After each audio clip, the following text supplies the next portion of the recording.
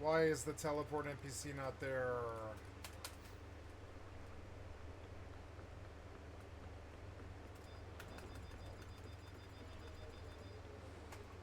Fuck is that?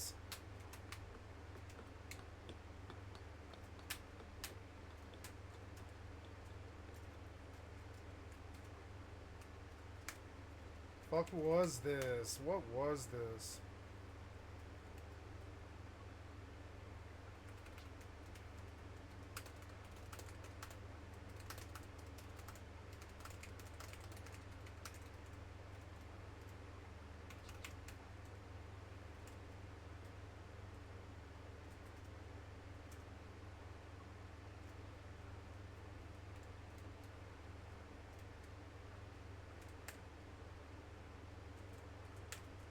Changing my home point was a terrible idea.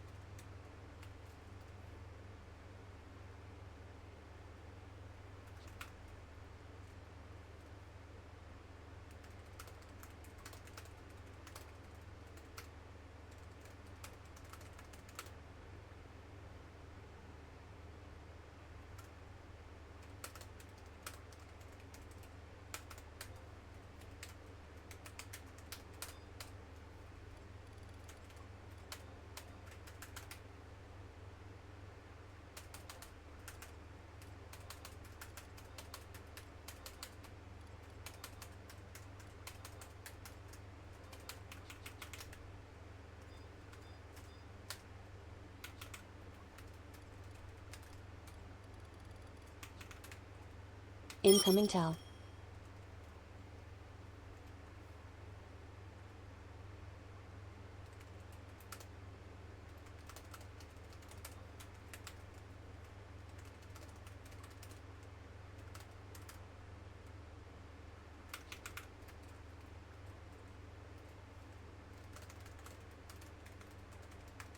Incoming Tau.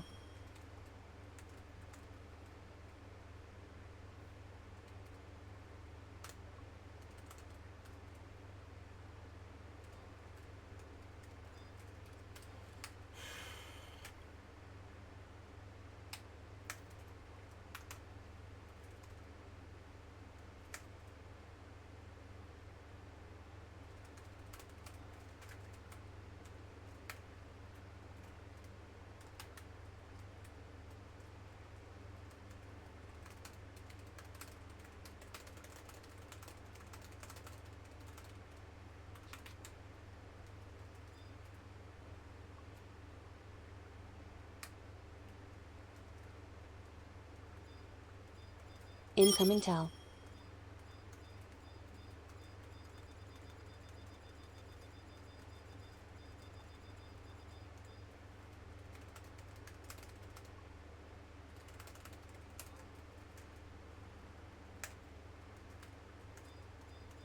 Incoming Tau.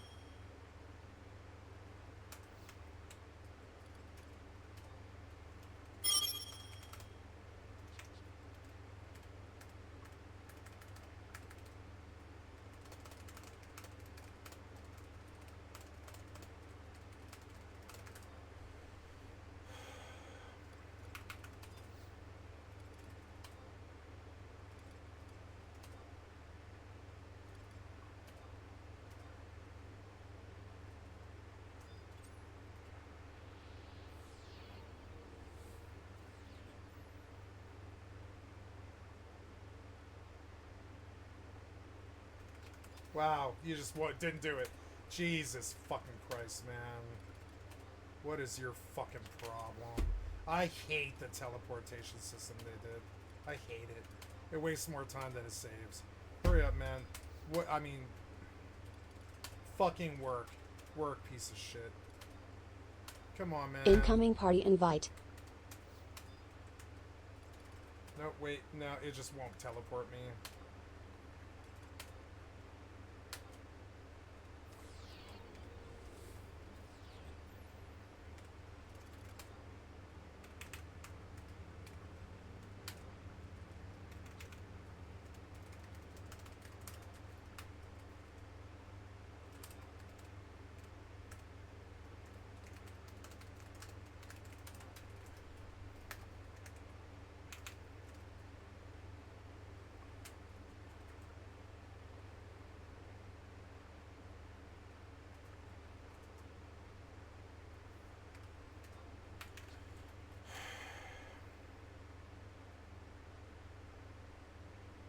Incoming party invite.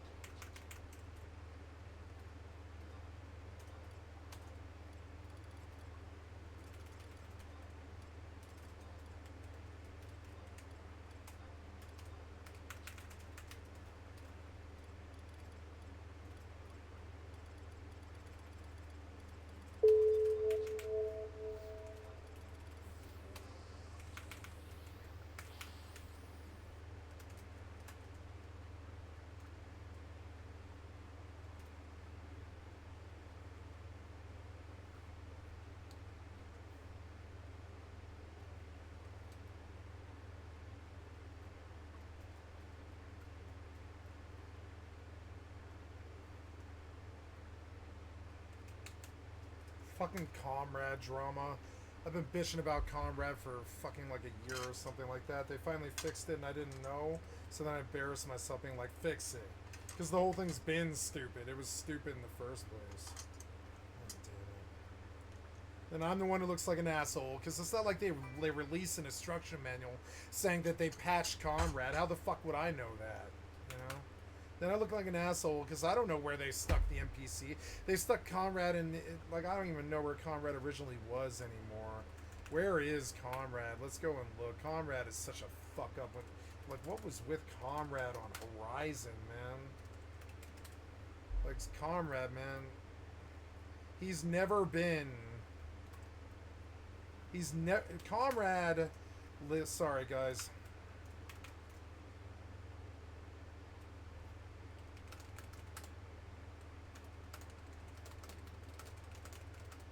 Whatever. I'm not gonna make it a drama. I don't care. It's just me getting fucked, as usual. Some way where I get fucked, right? Usually it's like I get fucked. As long as I get fucked. That's the main thing.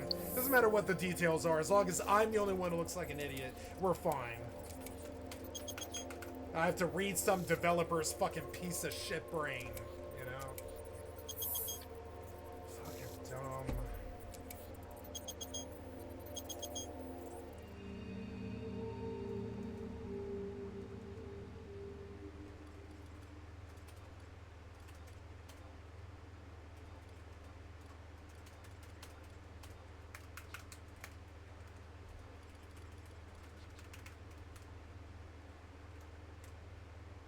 I changed jobs, and you took my gear off for some fucking reason. So dumb.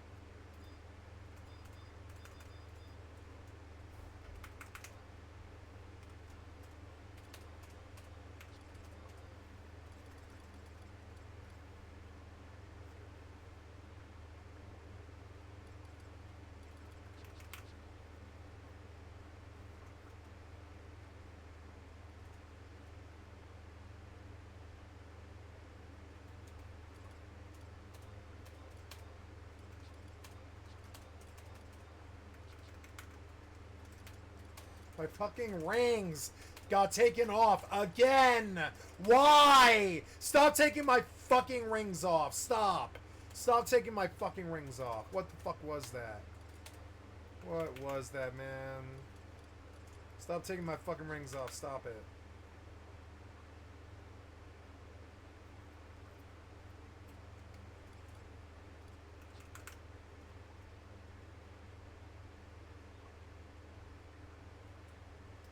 I need ST on all my macros.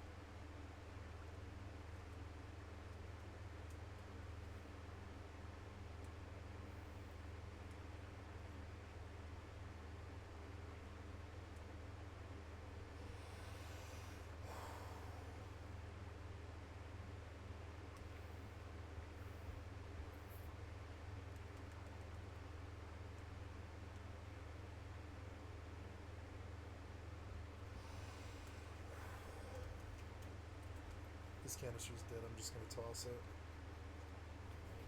I'm out.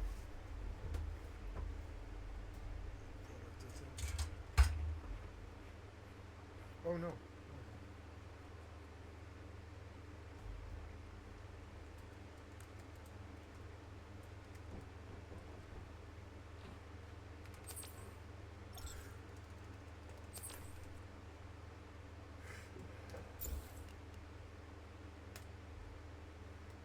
I have to pee, and I'm gonna do it now while we're in between.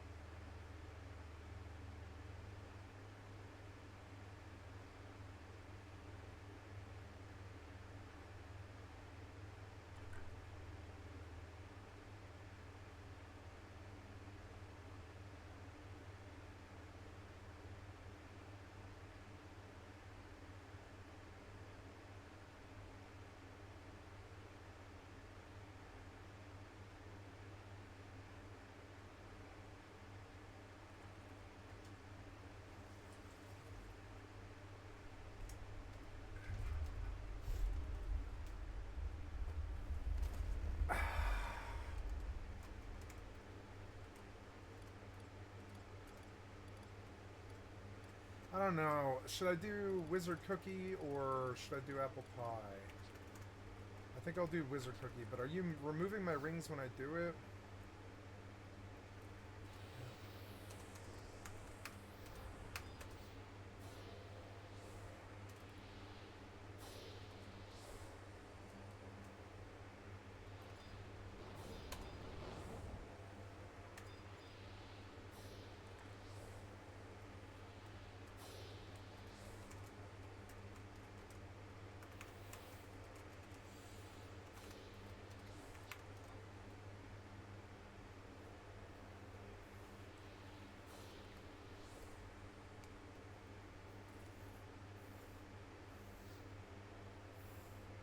This is that one with the on the screen.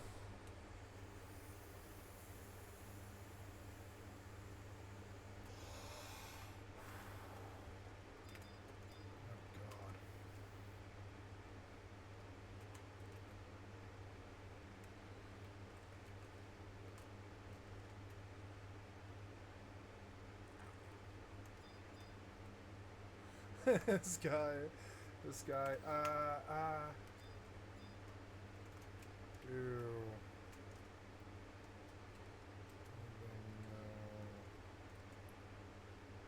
I don't want to get involved.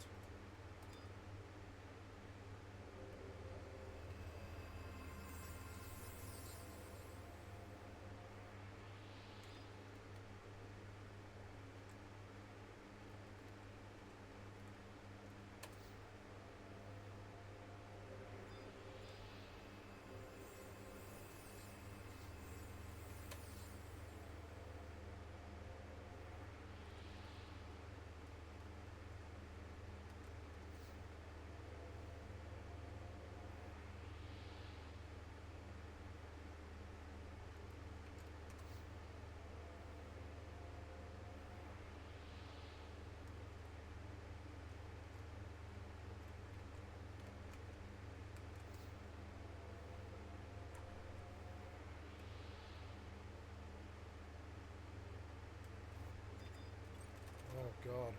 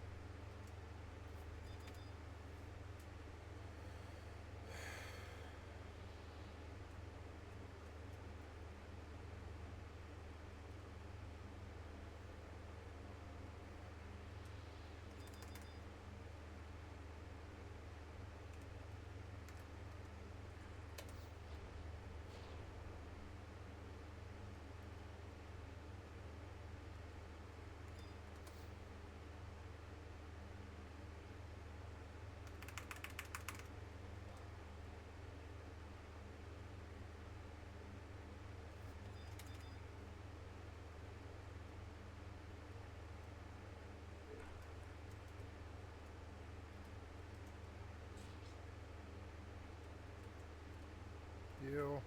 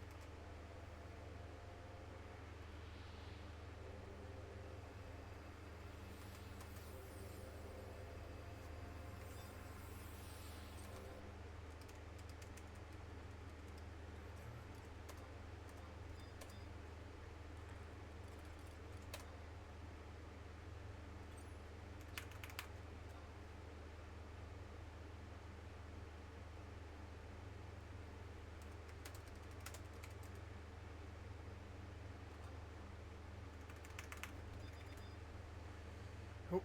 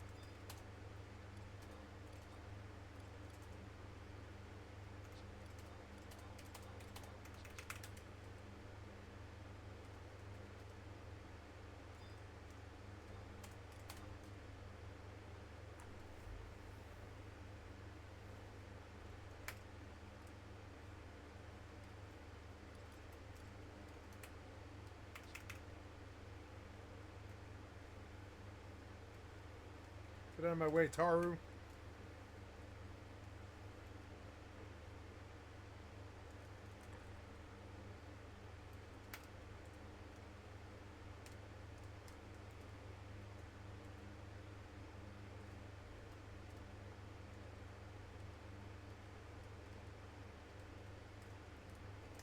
Yeah. Wait. No, wait, he's down. He's down. God damn it, I don't need the elevator. No. Take me back down. Take me back down. I have to go down. I have to go down again. So...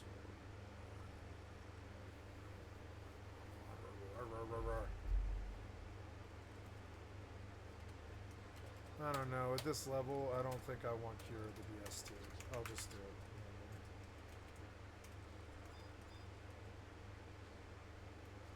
Okay, so you are not the right class. God fucking damn it. I told you to switch! You wasted my fucking time again! You are not getting job switches correctly! God damn it. Say what you want about Nasomi. I don't think I ever remember getting a job switch fuck up.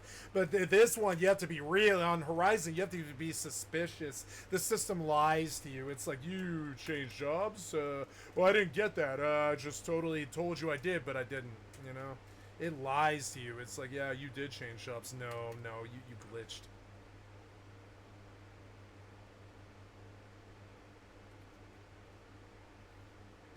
Level 10 is too low, guys.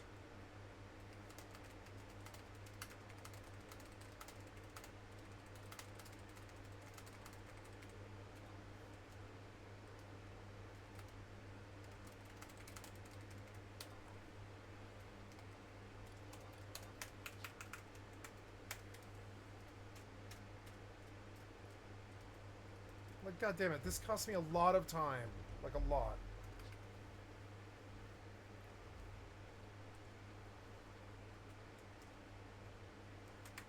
And on top of it, why is Comrade not working? Why? I want to Anon. This got me in trouble. Like not going Anon got me in trouble. Notice that I go blue all the time is because I never get in trouble when other people aren't involved. It's so annoying. It wasn't their fault, but like...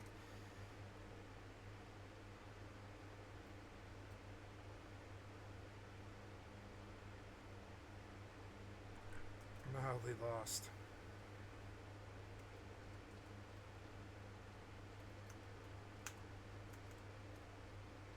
Today is not my day. I'm having an off day. It doesn't happen very often, but I'm having an off day. Maybe I should just play Fortnite or something. I don't know. It's like, one of the things about this is it constantly, like, I don't know. It's weird. Like, I don't want to go to Dunes until, like, 13 something, and I knew better, and I want to Anon. I don't want to go to Dunes at level 10.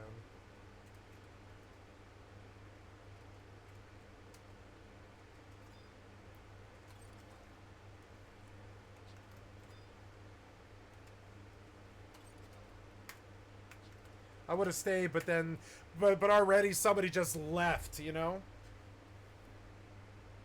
Somebody already left. I'm like, oh, we got a lever. The minute that there's a lever, that's when I leave. I'm like, yeah, all right, fine. If somebody else left, then I'm leaving. Because I'm not waiting here. It's my enemy is not fighting it again or trying again. My enemy is waiting for other people to join the party. I don't want to do that. But I could just be going and getting, like, a lot more XP, a lot faster solo. Like, honestly, I'll flag up at 13 when I'm out of Dunes anyways, but I am not ready for another day or something like that. I am going Anon. I don't want to talk to anybody or do anything. Use my fucking buff and just move forward with my life. Watch. From these two mobs, I'll get like I'll get twice what I lost there. It's weird. It's like, why waste my time? I don't know why they're wasting their time. President. Any comment? Then also many people jumping on board saying things like, as a contractor who spends about $2,500 a week at Home Depot, I am demanding that she be fired, or I am demanding. Listen to these fucking children. Metters and lows. I'll take my business to... Oh my god, shut the fuck up, MAGA Swatty or whatever, MAGA swag. Menards and Lowe's, as well as MAGA swag. Jesus fucking Christ. You're going to stop using Home Depot because some old lady made a Facebook post. Are you a child? I think you are. I think you're man-children. Get off the social media, fucking idiots. Get off the social media.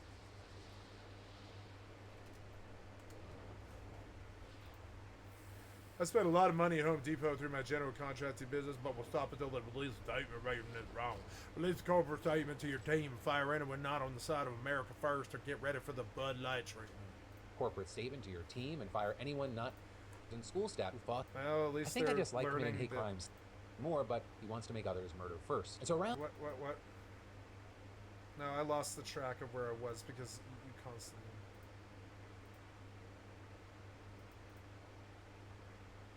I am demanding that she be fired, or I'll take my Children, business to man Menards children. and Lowe's, as well as Man release a children. corporate statement to your team and fire anyone not on the side of America first, or get ready for the Bud Light treat. But then ultimately, Home Depot itself actually responding, writing, "This individual's comments don't reflect the Home Depot or our values. We can confirm she no longer works at the Home Depot." But then also with that, you saw a fair amount of people What? criticizing Liz She with got TikTok. fired over a goddamn fucking Facebook post? That poor old lady who needed a job at the Home Depot. You really think taking someone's job was a good idea, piece of shit, worthless MAGA?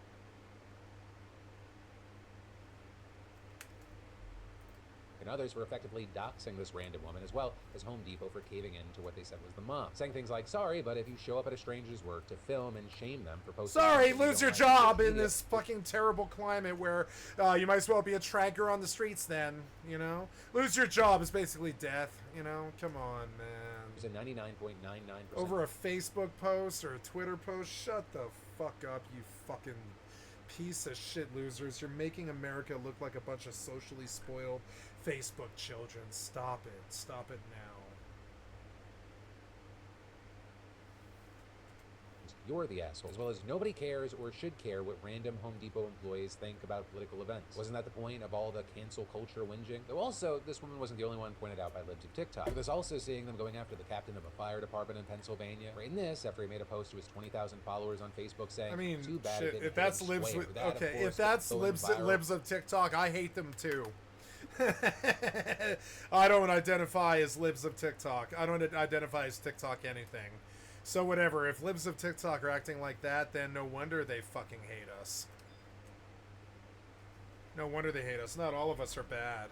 Some of us are very aware scientifically of the American failure here. You know? In the replies pointing out that the person who died in the shooting was a fellow firefighter.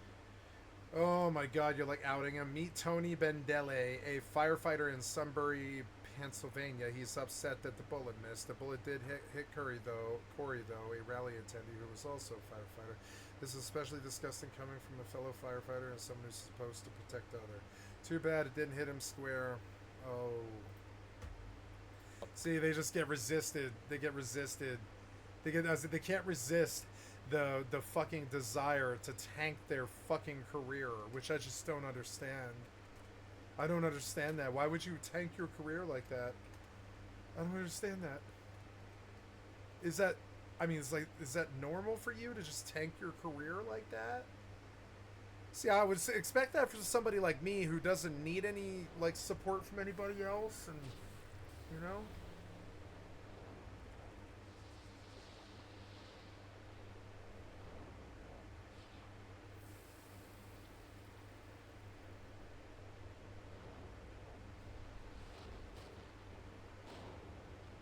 Oh god, maybe I should just stay out of the politics.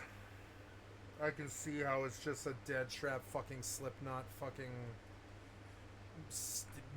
their minds are like a steel trap. You can't win, you know? I don't think you can win. I think I best just stay away from politics entirely. I never thought about it that way, but maybe I better just stay away from politics entirely. If these guys are getting canceled for fucking talking about the bullet missing, Oh my God! I've been far over that line. I've been 40,000 times over that line or something like that. If these guys are getting canceled for mentioning on their Facebooks about how they wish the bullet hadn't missed, who? I mean, I straight up said kill the president on my Facebook. Don't believe me? Go look. It's still on there. It's been on there for years. Like, I mean, I don't know. I guess we used to believe in freedom of speech, but you guys are cancel culture now. That social media has done straight bitchified the entire America, I think. Listen to them sling mud at each other on the social media, trying to cancel each other, and they end up getting like fired and shit like that. Like, what? You guys sound like terrorists. You sound like terrorists that are using jobs as some kind of ammunition, you know, in your fucking like politicized warfare. Now that the person who died in the shooting was a fellow firefighter. I don't give a flying fuck what some idiot says on their fucking Facebook. Did I miss the thread, or I don't think it. I mean, I don't know. It was then seeing on Monday that the captain announced that he was resigning from his job. It's some digital shit on the side of a wall. If people get stirred up, I'm not sure. I'm not sure that's. Now, okay, you keep putting on the same set over and over again, and I don't want you to do that anymore. You are putting on the same set over and over again. I want you to put the rings on and keep them on. Put the rings on and keep them on. I do this. This is so beyond anything that should ever be happening. I have been Bill O'Reilly on the Daily Show. Oh God. Yeah, what happens to the criminal cases now that Trump is immune? We'll do that one next. Yeah, they just go away, huh? threatened. My family has been threatened. My friends have been threatened. I have never felt so unsafe in my life. This is so far past anything that should ever be condoned. I made a mistake with that simple statement. I own that. But to threaten those around me with harm that had no part in this, I can't do it. I've already lost several people extremely close to me. I expect to lose more. But with all that now said, I gotta... Yeah, like you guys are acting like fucking terrorists. You're acting like pieces of shit. Stop it now. Stop it now. Stop it now. You are terrorizing that man. Your social media has turned you into piece of shit bullies, and you're worthless. You need to leave that man alone. He's not involved in any way or form. His family's not involved. Who cares what he says on some piece of shit Facebook? Only piece of shit people who watch Facebook too much, I guess. Or whatever. Twitter. Fucking Twitter. Who cares what some Twitter twat says? I don't care. You guys are stupid. You're fucking stupid. You're worse than him. Ask. What are your thoughts here? Do you see this more as a fucking You're worse than him. You're worse than him. What you did is far worse than what he said. He said something on his Facebook that honestly it's his God-given American right to say. You guys canceling him and threatening his family and fucking swarming him like terrorists and shit. You're worse than him. You're worse than him. The attack artists that come after the people, you're worse than him. You're worse than me. You're worse than him. Or targeted harassment, doxing, and also why do you feel how Why? you feel? And then Why? brace yourself for this. The You're worse alleged than me. leader You're of worse a than me. neo-Nazi murder cult has been charged over a plot to have someone dress up as Santa and hand out poisoned candy to Jewish children and minority kids in New York. And according to a Justice Department press release, the man in question is a 21-year-old Georgian national named Mikhail, aka Commander Butcher, the alleged leader of the Maniac Murder Cult, which is reportedly a violent international extremist group with members in the US and abroad that the DOJ said, quote, adheres to a neo-Nazi accelerationist ideology and promotes violence and violent acts against racial minorities, the Jewish community, and other groups it deems undesirable, with members reportedly sharing a, quote, common goal of challenging social order and governments via terrorism and violent acts that promote fear and chaos. And since 2021, Mikhail has distributed a manifesto called The Haters Handbook that says he has murdered for the white race and The instructs others Haters to engage Handbook? in acts of mass violence and ethnic cleansing. With this, including school shootings, using kids for suicide bombings, and other mass killings, which he specifically encourages in the I don't US. even want Mikhail, to who stayed with his dignify grandmother in Brooklyn this. twice in I don't want 2022, to told others that he dignify this himself by glorifying him. No, we're just going to skip past him.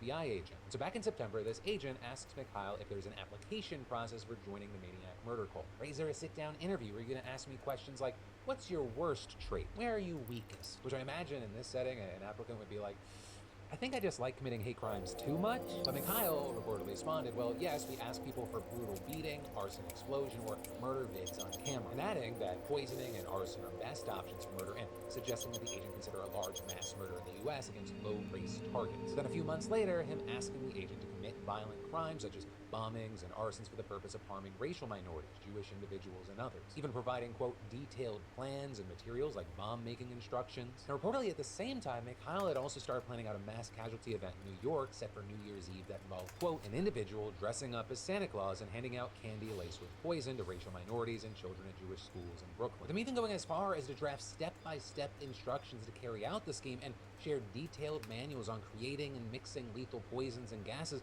with the undercover agent. But ultimately, this ended up being a flawed plan, not only because Jewish kids don't really do Santa, but of course because he showed this to an undercover agent and they nabbed his ass. And so now we've seen a grand jury indict him on 4 charges, 1 count each of soliciting and conspiring to solicit violent felonies, including hate crime acts and transporting an explosive with intent to kill or injure, as well as 2 other counts of distributing information about how to make explosives and sending threatening communications. And if he gets convicted, this absolute psychopath could face up to 50 years in prison. So yeah, I guess at the very least, add secret Nazi Santa on the list of random fucking things to be scared of now. And then Amazon's Prime Day kicked off yesterday, and it's expected to bring in nearly $14 billion in sales.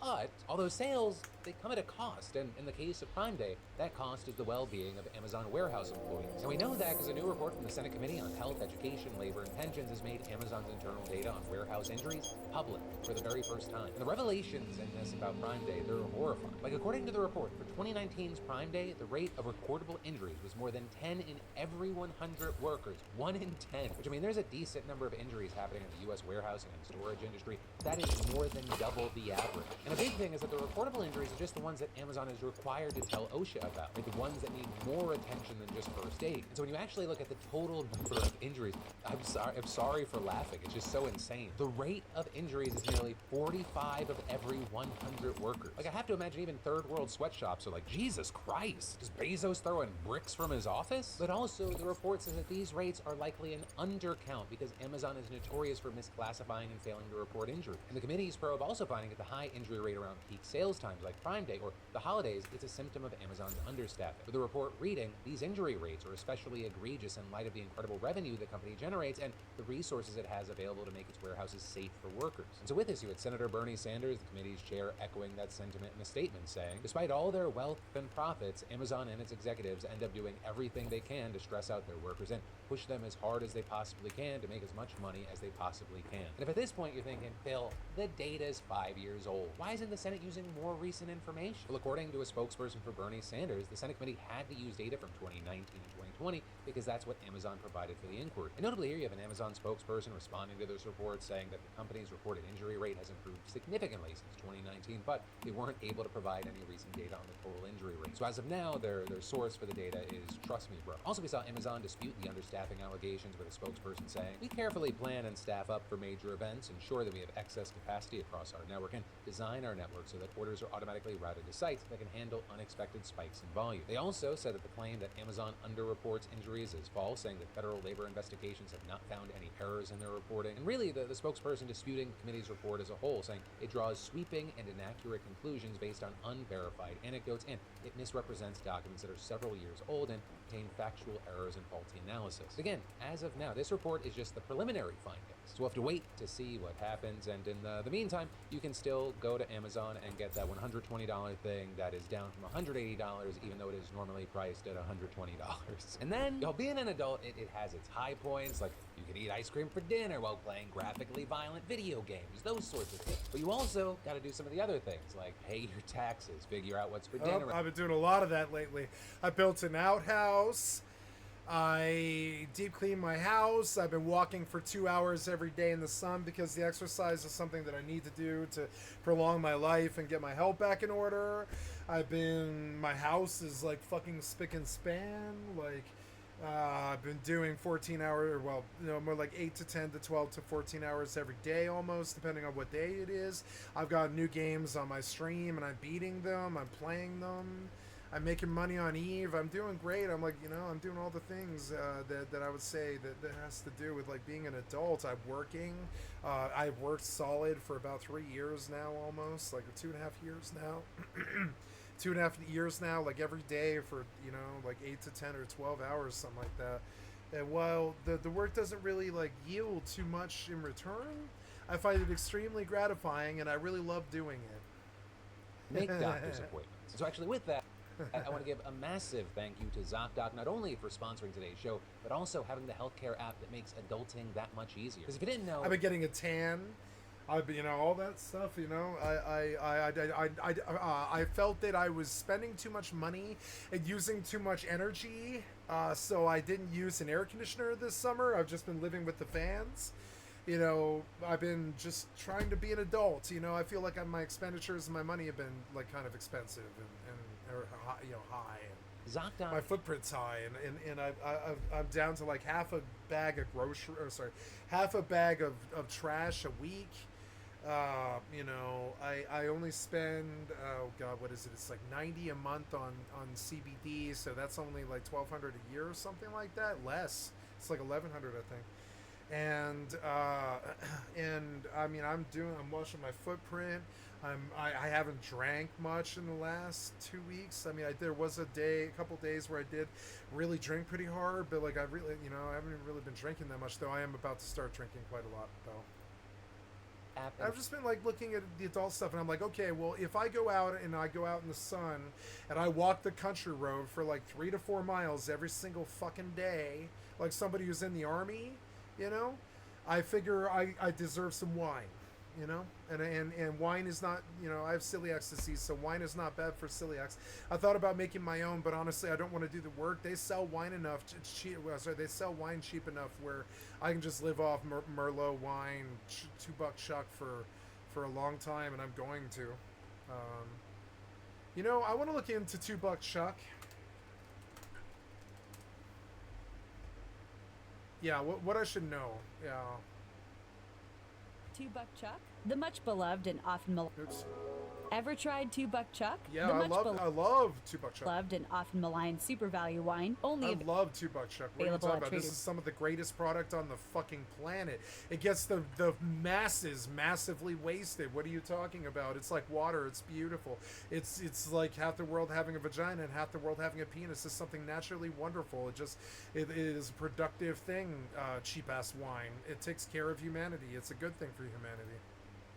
Has been leaving the popular grocery chain stores by the case since it first offered the brand in 2002. Yep. But I'm going to buy cases of Merlot. I'm going to buy 2 cases of Merlot on the 20th because it's only like $60 or something like that. I'm going to stock my fucking thing with wine. I'm going to keep chilled wine. I'm going to keep like 12 bottles of chilled wine in my fridge at all times. And I'm just going to be a wine drinker. I'm going to be a wino in my old age. I know that I am. I need something a little bit more, How much do you really know about your favorite $2 bottle of vino? I know that it's not very much liquid, actually. It's basically the same thing as 2 cans of soda, which is fine, but that's not that much liquid when you think of it. I know a lot of people who can drink 2 cans of soda just straight up. That $2 price. Yeah, like that bottle that they use doesn't really hold too much wine. Tag isn't the standard in every Trader Joe's location. The price of shipping, taxes, and pesky local liquor laws mean the price can vary from state to state. With California... In Denver, it's like $3.75 or something like that, which almost sort of, but not quite, defeats the purpose, but it didn't defeat the purpose totally.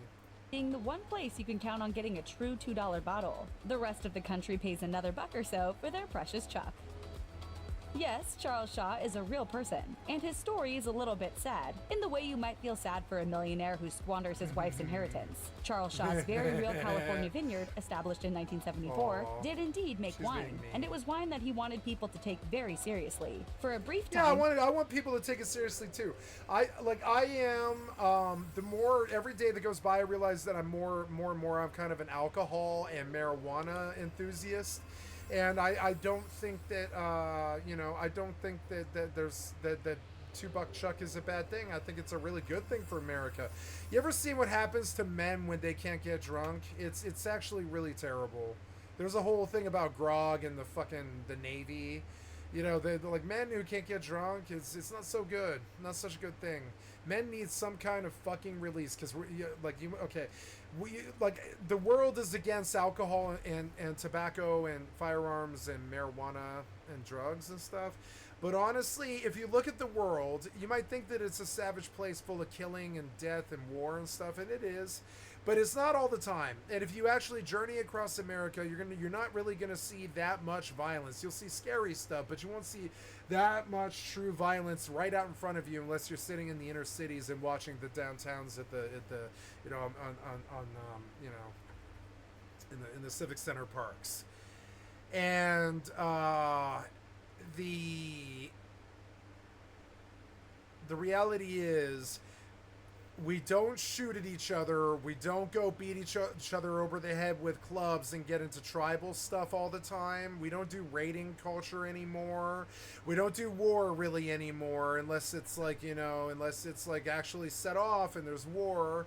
But it used to be, I believe, that war was a constant thing in a country, and there was always war. Pretty much, it was always war. Like, the army was off doing the country's bidding for war things all the time, and now I think we definitely do not do war. And so my posit that mankind is not, and it's not just men, it's women too, are a really ornery bunch, and without some kind of outlet, like war, or I don't know, football, or drinking, or fucking, or drugs, or something like that, we're bound to go fucking crazy. And I think the people who are truly evil aren't the people who deal the drugs or get high or anything. I think the people who are truly evil are the people who speak out against it and say that it's evil and teetotal and you know, and just, you know, kind of like, you know, push prohibition. When you know that we have 7 billion people on our planet, and those people should be halfway drunk, because I don't know how we would be able to handle each other otherwise. I'm surprised there is my theory is the reason that we don't have that we're able to civilize and not engage in war, and I have nothing to base this on. It's an idiot theory. I'm just telling you what I believe, is that without some outlet, mankind tears itself apart. You would know it if you had been a leader, you know?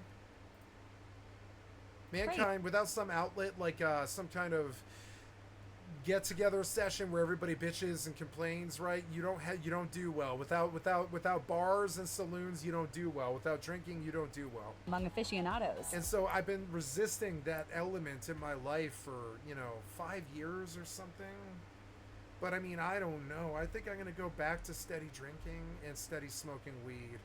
Because it's just, or not smoking weed, but, you know, vaping weed. Because it's just, like, all the time I feel like I'm resisting my urge to drink. And this isn't because I'm an alcoholic. It is because I believe that the people around me frown on me and think ill of me when I'm drunk. But that's bullshit. That's their issue. That's their problem. It's their lives. I'm a pleasant drunk. I'm not known for drunk driving. I've never harmed anybody. I've never hauled off and punched somebody when I'm drunk. I've never punched holes in the wall or any of that stuff. I've done crazy things when I was drunk and high. But I mean, I wouldn't say they led to the inhibition of those crazy things. I think I was going to do those things anyways. And so I don't consider myself a bad drunk. I really don't. I think the worst thing that I do is sing, you know? Fortune took a downward turn. I'm one of those people that never really had that much of a problem with it. I think I got drunk a lot in my lifetime.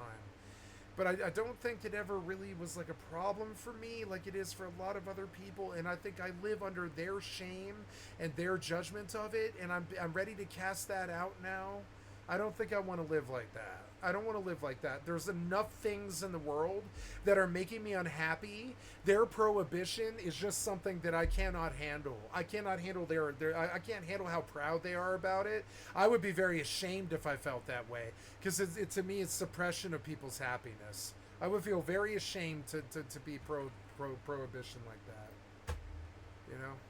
Some questionable business choices, a messy divorce, a bankruptcy, and an entire grape crop lost to a mite infestation. Yep, that'll do it. Shaw saw his vineyard sold off to the Franzia family. Oh, Franzia. Bronco Wine Terrible. Company. Anything but Franzia. Which makes Charles Shaw wines today. So what does Charles Shaw Franzia makes Charles think Shaw. of his name selling all that cheap wine? He told the Weekly Calistogan that he misses the wine business terribly and finds $2 Chuck to be Wow, so he doesn't. Charles Schwab does not even make the wine anymore. It's just Franzia, who makes that crappy box wine that's terrible that nobody should buy. Embarrassing and demeaning. And most of it's box. It's not even wine. Most of it's not even wine either. You would think the whole point of a goddamn box wine. See, I think I could make a lot of money off a real box of wine, right? Box wine is actually a really genius invention because you can ship it anywhere and it doesn't break or anything like that. And the cardboard is biodegradable, but the plastic's really bad. But I mean, so is sort of bottles and corks and stuff. Bottles aren't probably much better than I mean, bottles take a lot longer to fucking biodegrade than I would say cardboard. And I mean, well, no, plastic lasts longer than glass does, but still, like, I don't know. Except Bronco Wine Company. And it's funny because, yeah, it turns out Charles Schwab was just the name on the bottle when Franzia, the crappy box wine. So if I wanted to build it, I've been thinking about building some new companies and stuff. If I ever like have some kind of inheritance or some kind of luck with money ever, instead of just being a serf my entire life, I think I would like to start some businesses, and I've been thinking about things that I can do. And one of them I would like to do is turn my backyard into a vineyard and make box wine that actually has the wine in it. Because if you buy Franzia, the box is half empty. You guys ever notice that? The Franzia box is mostly empty. And I think you could sell really cheap box wine to people, just like Charles Schwab got sold by Franzia, right? I think box wine didn't get the fucking, like, and I'm not saying box wine's good. I'm saying the concept of box wine was not done correctly. If you do a big old box with 5 fucking gallons in it of really like cheap wine, but very good quality that stays fresh because it's not even in a bottle with a cork or anything like that. It's just full blown, you know, in a plastic container inside of a box. And while I don't like or relish the idea of box wine right now, I think the idea of buying 5 gallons in a box wine at Costco probably is a good idea. And I would love to turn my backyard into a vineyard and a marijuana grow, and I would only specialize in doing hash oil, so that I wouldn't have to pay for hash oil anymore. I don't want to pay the $1,100 a year for hash oil, so I would have a minor green. You know, my parents are too caught up in the prohibition, kill humanity, pro drug war, kill America thing. But I mean, I believe in making that stuff myself. I just don't want to do the work that takes me away from my MMO lifestyle, right? So what I would do is I would trade up having the land and the property and the investment of the company. In return, I want somebody taking care of making the butane hash or whatever you know, the hash, however they make the hash cartridges, right? And then I want to make 5-gallon box wines on a bulk level and sell them to Costco. And sell them for $5 too. I want to sell like I don't know if I could do it. I don't know how you could do it really. You couldn't do that. But I would like to sell box wine fucking cheap, you know, not like Franzia, which is low quality.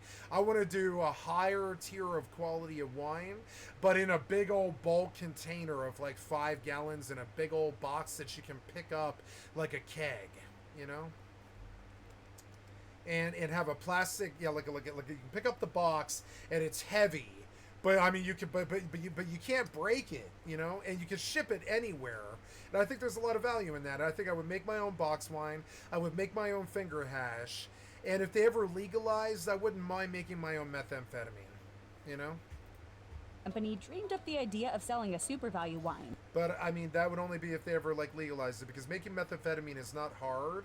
Paying for it's hard. It's expensive to buy methamphetamine at 10 to 20 to $30 a gram, or even like 40 or 50 if it's dry, or even 100 if it's dry. But like, you know, but I mean, that's expensive. I could go through a gram a day for the rest of my goddamn life. So what is that? That's 30 grams. That's about an ounce a month, you know. It's, I mean, an ounce is 28 grams, or yes, it's 20. An ounce is, how many grams in an ounce? Is 28, isn't it? Right? How many grams in an ounce. It's 28, isn't it? Yeah, it's 28.34, right?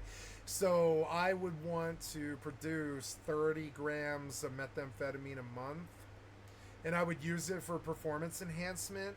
And I would take another swing at going to the top of the World Arena tourney, top of the top of the COD ladder, top of the Fortnite ladder, top of the fucking like Tarkov ladder even maybe. And I would do, or not really, it would be CS:GO 2 ladder, right? But I would want a gram of methamphetamine every single day, and I would want it in liquid form, in the form of vapor, and I would want it in a vape pen, you know. And it would be expensive. It would be, I mean, that would be very expensive to produce 30 grams a month or whatever that is. I mean, yeah, that's, that's like a pound a year or something like that. To produce a pound of methamphetamine a year would be quite a lot of Sudafed and a lot of problems and stuff.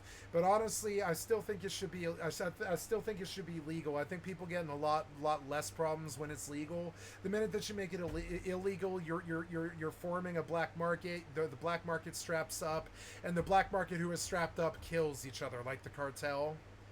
And that's my argument against the black market. I just want Walgreens, and that's okay if you charge too much money for it. I would take it legal and expensive, as opposed like the dispensaries, and as opposed to what you do right now, which is throw me in jail for 10 years for possession of under a gram. You fucking fascist cocksucker. Fucking you killed America. Fucking MAGA. Fucking efforts. You know, you killed America with that. And I just think all the time that bulk wine and bulk meth and bulk liquor and bulk food and bulk rent and bulk tiny houses and bulk power and bulk internet and bulk everything is what we need to do with humanity now, because we have 7 billion fucking people on this planet.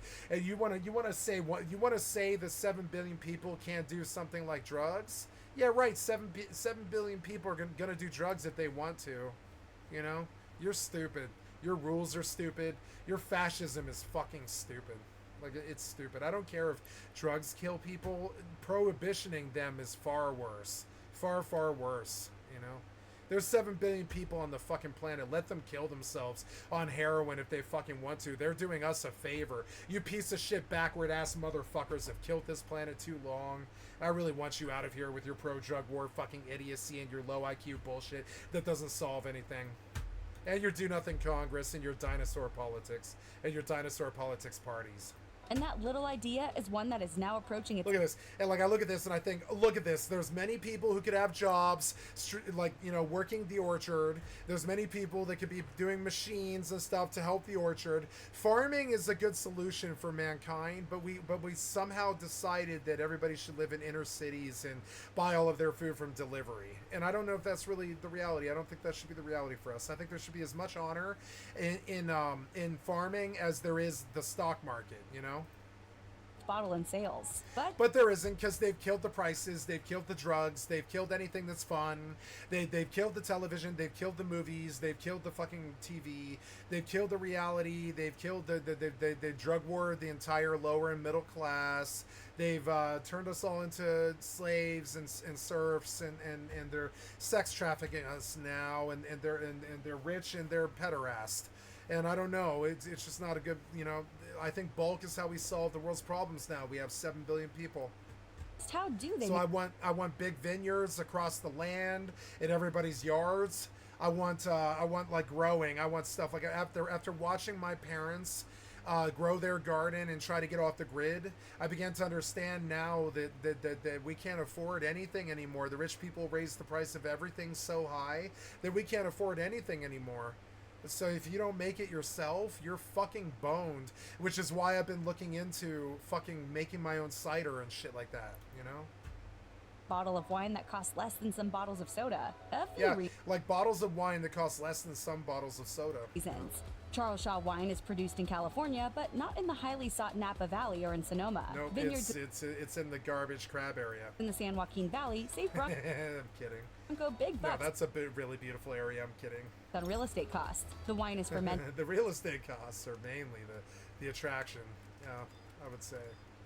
I would agree. Yeah.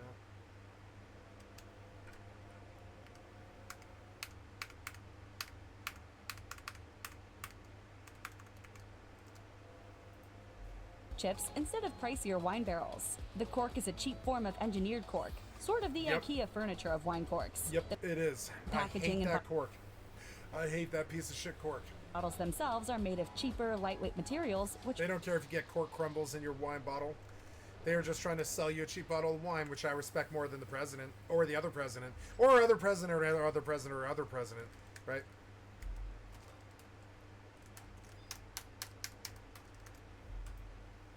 less expensive to ship. And of course, the demand itself keeps Bronco producing the wine in enormous quantities. The mass production techniques they utilize keep overhead low and decrease labor costs. Believe it or not, back in 2005, Charles Shaw Chardonnay won Best Chardonnay from California at the California State Fair Commercial Wine Competition. In 2013, the Cabernet Sauvignon, Merlot, and White Zinfandel all scored medals at the Orange County Fair Wine Competition, with Yep. only winemakers and other wine professionals as So they took the formula and the grapes and they just mass produced it. judges. But what do the real tasting pros think? The popular I like the Merlot, but it's the only one that I like. consensus among most fans of $2 Chuck is that some of it is actually pretty darn good, It while is some pretty of good. Yeah. it is pure swill. But what's what? To answer that question, in 2015, Thrillist got an actual sommelier to taste test the most recently available varietals. With scores of 7 and above, the Merlot, Shiraz, Chardonnay, See? Merlot. and Cabernet Sauvignon all did well. The Pinot Grigio came in at the middle with a score of Wow, Merlot got a 7. See, and as far as $2 Chuck goes, it's like one of the few things left in reality that hasn't been shat on by the rich people and ruined, you know? And so I'm going to take advantage before the rich people kill that too. And I'm going to do it soon. I have this feeling they're about to kill everything that's fun in the world, you know? And just make everything war. I don't think we're gonna see chocolate or wine or video games for a while. It's one of the reasons why I've been buying them up, you know? Is because I think if crazy shitty World War were to start, I think the first thing to go will be the video game industry. I bet they make it illegal to even work in the video game industry if the country's at World War. So I buy all these games on the assumption that they can't illegally take my Steam away from me, right? I don't think anyways. I don't think Steam could still be there for the downloads, so I try to keep downloads on my drives. But yeah, like for instance, I kind of want to get Metal Gear Solid 5 downloaded. Ground Zeroes. I don't know what that is. What is Ground Zeroes?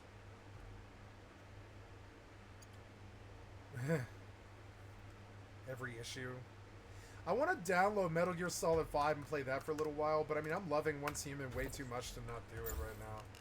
I love Once Human. I'm loving the pacing of it. I can fuck off if I want to, you know? Doesn't matter. Oh yeah, oh yeah. And I'm okay with playing these games that have already been out. I'm okay with playing like the games that I have, you know? I'm okay if the industry were to die and World War were to start. My main thing is, like, if they force me to fight, I think I'll probably fight my own country before I fight someone else. Forcing me to fight this day and age, plus I'm mid-40s, I doubt they want me. I would fight for them if we were being attacked by an actual adversary, which I don't want, you know.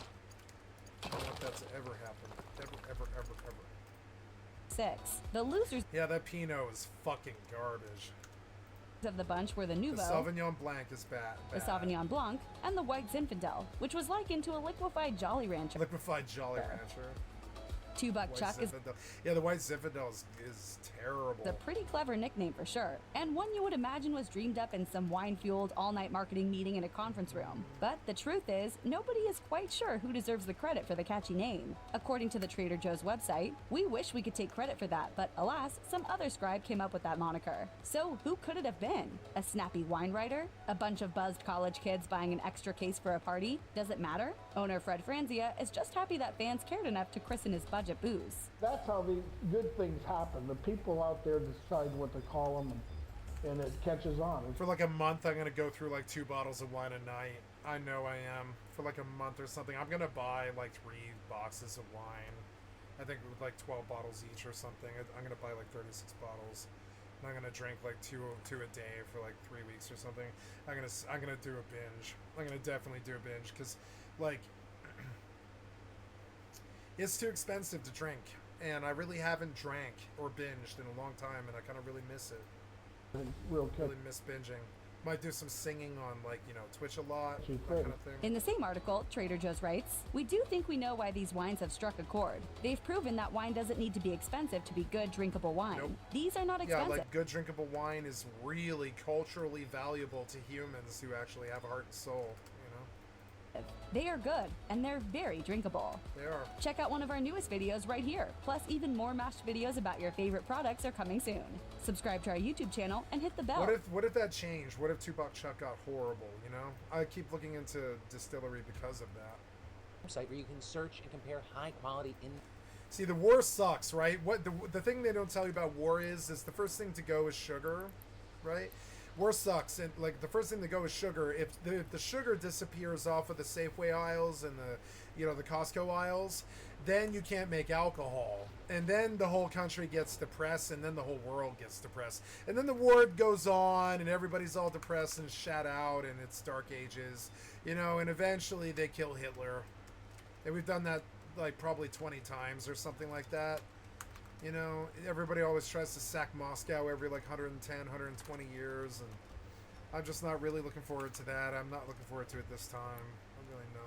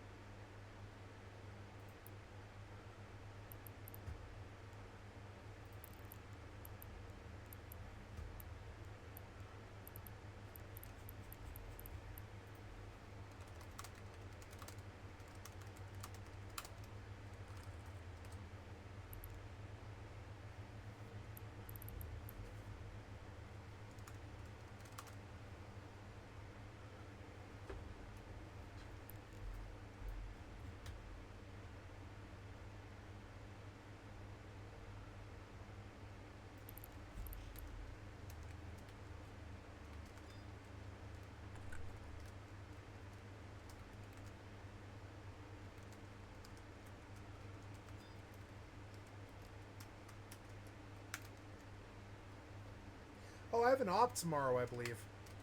Oh, we do. We have an op tomorrow, which I totally spaced. Which sucks. I guess tomorrow I don't exercise, which is nice. But well, I do, but I have to do it earlier. Are you gonna aggro me? No.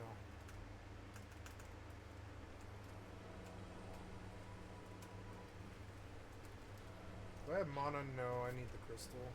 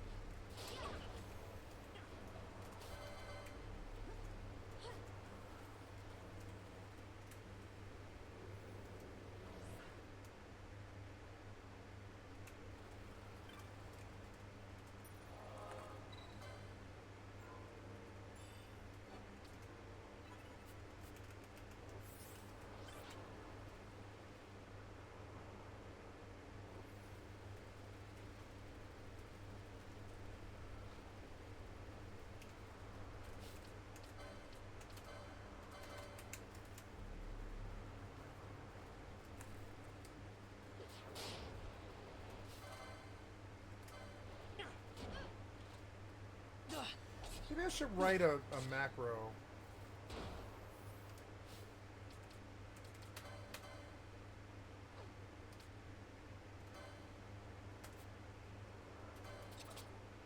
Oh, am I being hit? I am, yeah. Oh. Maybe I should chain spell, huh? No, well, yeah, maybe I should chain spell. Let's chain spell and get it on cooldown. Okay, chain spell. I have steel for some reason. Cure.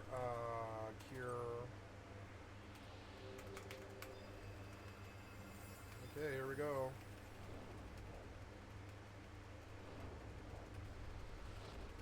Did you change my rings? No, you didn't. Okay.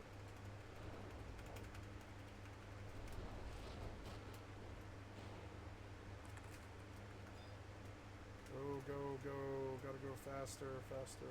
3x speed.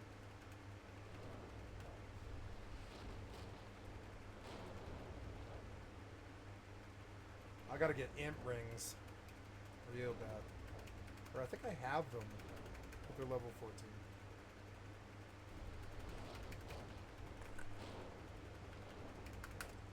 And then finally, we'll get a protect and we're done. Oh no, I can't protect. Or yeah, I can. Can I protect? Yeah, I can. I can protect. No. Or yes, I can, but I don't have the mana. Oh, that was fun. I like chain spells. Fun as hell. Ooh, I'm about to level already. Let's just go get the level then. There's melee for the rest of it.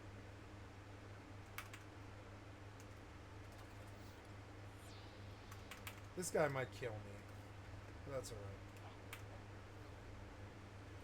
Gambit's for Vaughn. I don't want you to steal. I want you to cast a spell of Aqua.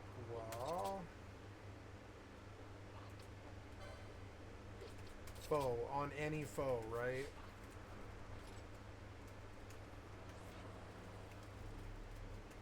Yeah, and now I just open Aqua.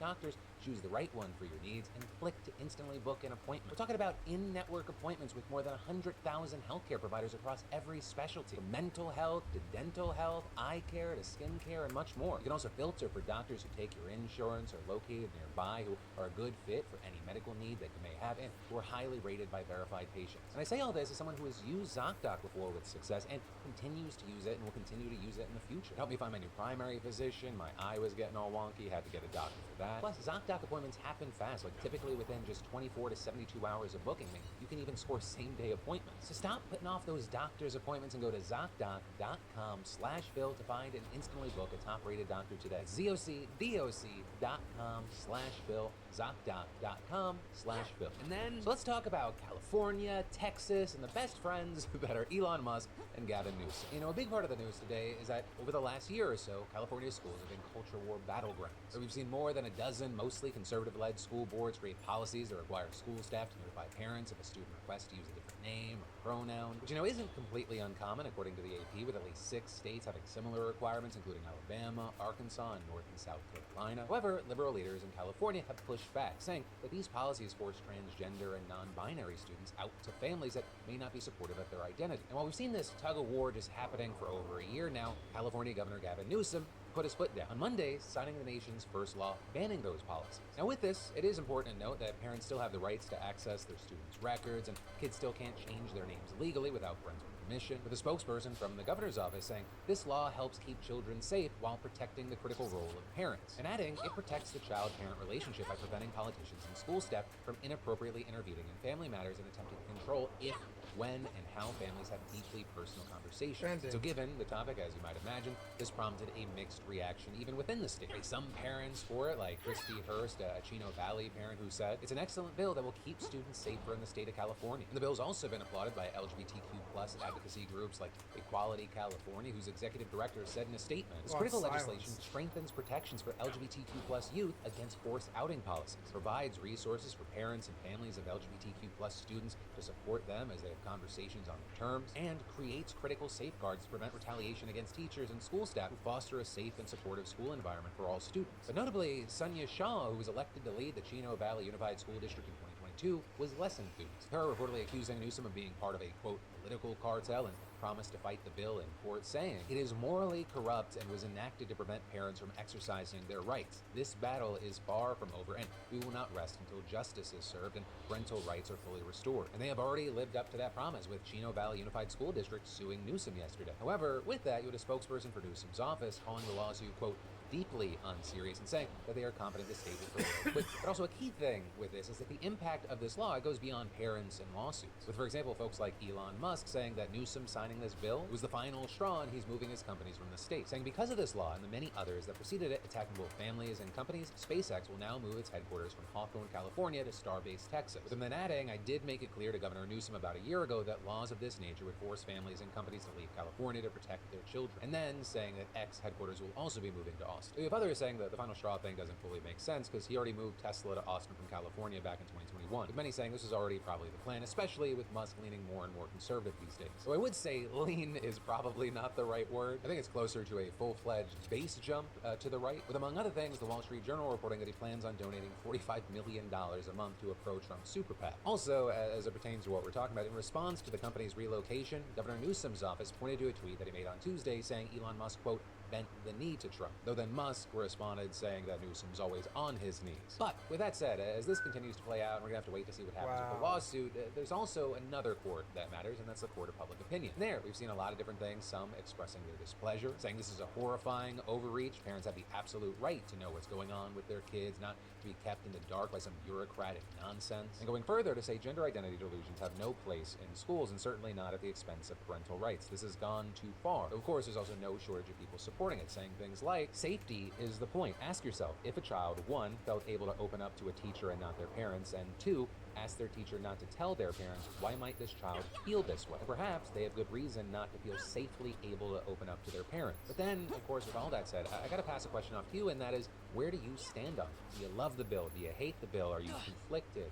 What are your thoughts here and why? And then, we've got some great, but also concerning, but also just interesting news about 988. Which, if you don't know, 988 is a mental health hotline. It just celebrated its 2nd birthday. And its report card this year, it reveals a lot. Right, so Trump signed 988 into law in 2020, and Biden both implemented and expanded it when he took office. With all of that now bringing us to today, where there are more than 200 call centers usually operating around the clock. And since this first went live, the hotline has reportedly answered more than 10 million calls, texts, and chat messages. Which, you know, may sound like a lot, and to be sure, it is. You know, that's a lot of individuals who got help they otherwise may not have gotten, but it's still very obviously a fraction of the number that we would see if as many people knew about 988 as they do about 911. According to a recent survey, 2/3 of people have at least heard of 988, but only about a quarter say they're at least somewhat familiar with it. And this is federal officials are trying to boost awareness through advertisements, billboards, buses, even podcasts. Meanwhile, I'm talking about for free like a schmuck. But also, a key thing is that the hotlines are already struggling to handle the current number of calls, which isn't surprising because if you go to the 988 website, the open job listings hits the floor and goes out the door. And that is probably at least partially connected to their counselors saying they work long, grueling hours for modest pay, with just so many of them complaining about burnout over the past 2 years. And then that problem is made worse by patchy and unreliable funding from state and federal governments. Because while the Biden administration has poured almost $1.5 billion into 988 so far and earmarked more than $200 million in grants for states in the 2024 fiscal year, experts say that the program just still needs a stable, permanent source of funding, which is also something at least 10 states have moved toward providing themselves. And they do this by exacting small fees on monthly phone bills to subsidize the call centers, which is actually how 911 is funded. But again, even despite the staffing shortage and the issues we've talked about, 988 has done a very impressive job of staying on top of the booming demand. With, for example, over the past year, calls and texts jumping 34 and 51%. And also, a key thing is that the percentage of people who hang up before reaching a counselor, that's actually relatively small. With it being said that centers answer 88% of calls,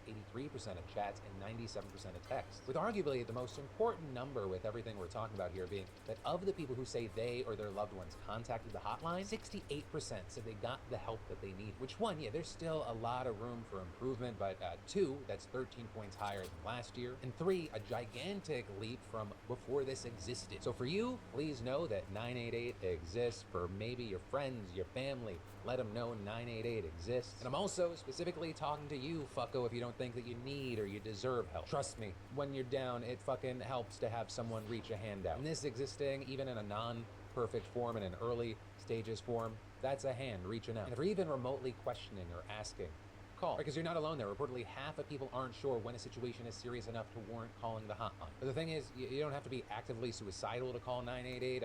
You don't even need to be experiencing crisis. Even if you're just having a hard time with substance abuse or a relationship or general anxiety or depression, maybe you just need to talk to someone who's not gonna judge you.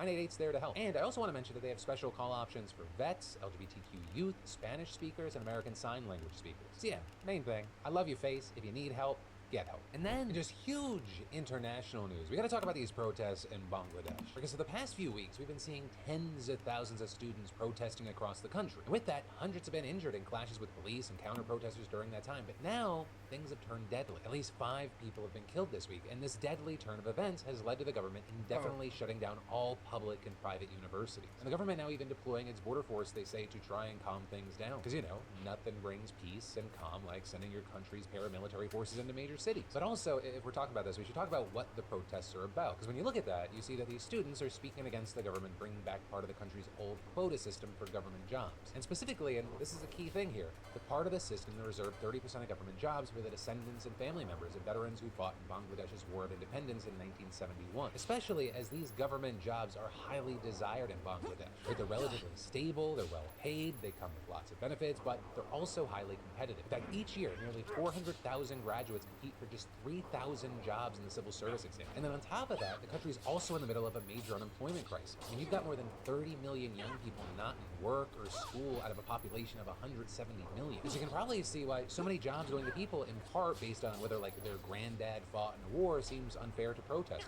But also another big thing to keep in mind is that the quota system also reserves jobs for women, people with disabilities, and members of ethnic minorities. So there, protesters have really just been focused on ending the quota for families of veterans. Especially because back in 2018, they successfully fought to have that part of the system abolished. But then, last month, the High Court overturned that decision, with them restoring the so-called freedom fighter quota, and that immediately sparking this wave of protests proceed. With them first starting at the University of Dhaka, which is the country's leading university, then spreading to other schools and other cities, and notably, they've actually gotten the attention of the Supreme Court. The Supreme Court there temporarily pausing the reinstatement of the freedom fighter quota while they take a look at it. But this also, as the students say, they will continue protesting until it's permanently done away with. And also, you have a lot of other people saying this is bigger than just one specific issue. Right beyond just the fact that people are struggling, you have experts saying that it's a response to the repression of the authoritarian regime, specifically of Sheikh Hasina and her Awami League party, who notably have ruled non-stop since 2009, with them also having won another term in power just last January in an election that was widely believed to be rigged, and one where you had tens of thousands of political opponents jailed. And ruling there is a bit of a family thing. Right? The League was founded by Hasina's father, the guy who led the fight for independence and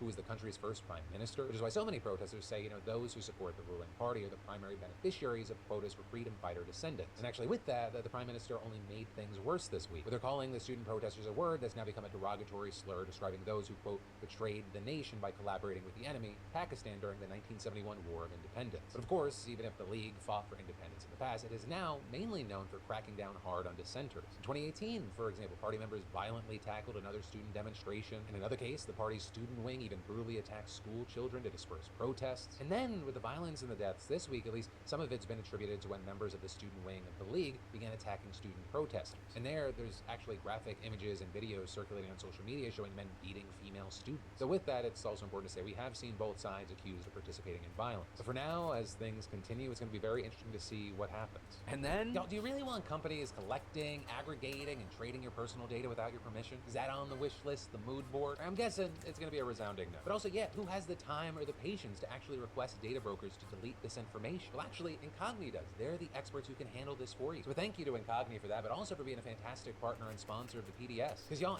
all it takes is a phone number, old address, or a name to start people off. Complete strangers can just buy records containing an alarming amount of your sensitive information. But Incogni automatically takes your personal data off the market by reaching out to data brokers on your behalf, requesting your personal data removal, and dealing with their objections. When I signed up for Incogni and immediately saw how many data brokers had my information, it was insane. But then also, within a week, they already started having them scrubbed out, 200 plus and counting. Incogni has saved me over 154 hours, not to mention my sanity if I'd done this myself. So hey, if you do not like the idea of some randoms finding out where you live or work, Incogni is the service you need to keep your information private. Do what you can to take control back. Just go to incogni.com/DeFranco. Don't forget to use code code DeFranco to get 60% off. That's incognito.com/DeFranco and use code DeFranco to take your personal data off the market. And then, have you ever heard of Snapchat dysmorphia? Because it's this very real phenomenon with very real consequences, right? It's the idea that you see your face in a filter and you want your face to look like that filtered version, but in real life. And while the term's been used as far back as 2018, I mean, these tools have only grown. And we see no shortage of beauty-specific versions on TikTok blowing up. And actually, a May study from dermatologists at Boston University found just how serious an influence that filters, as well as social media in general,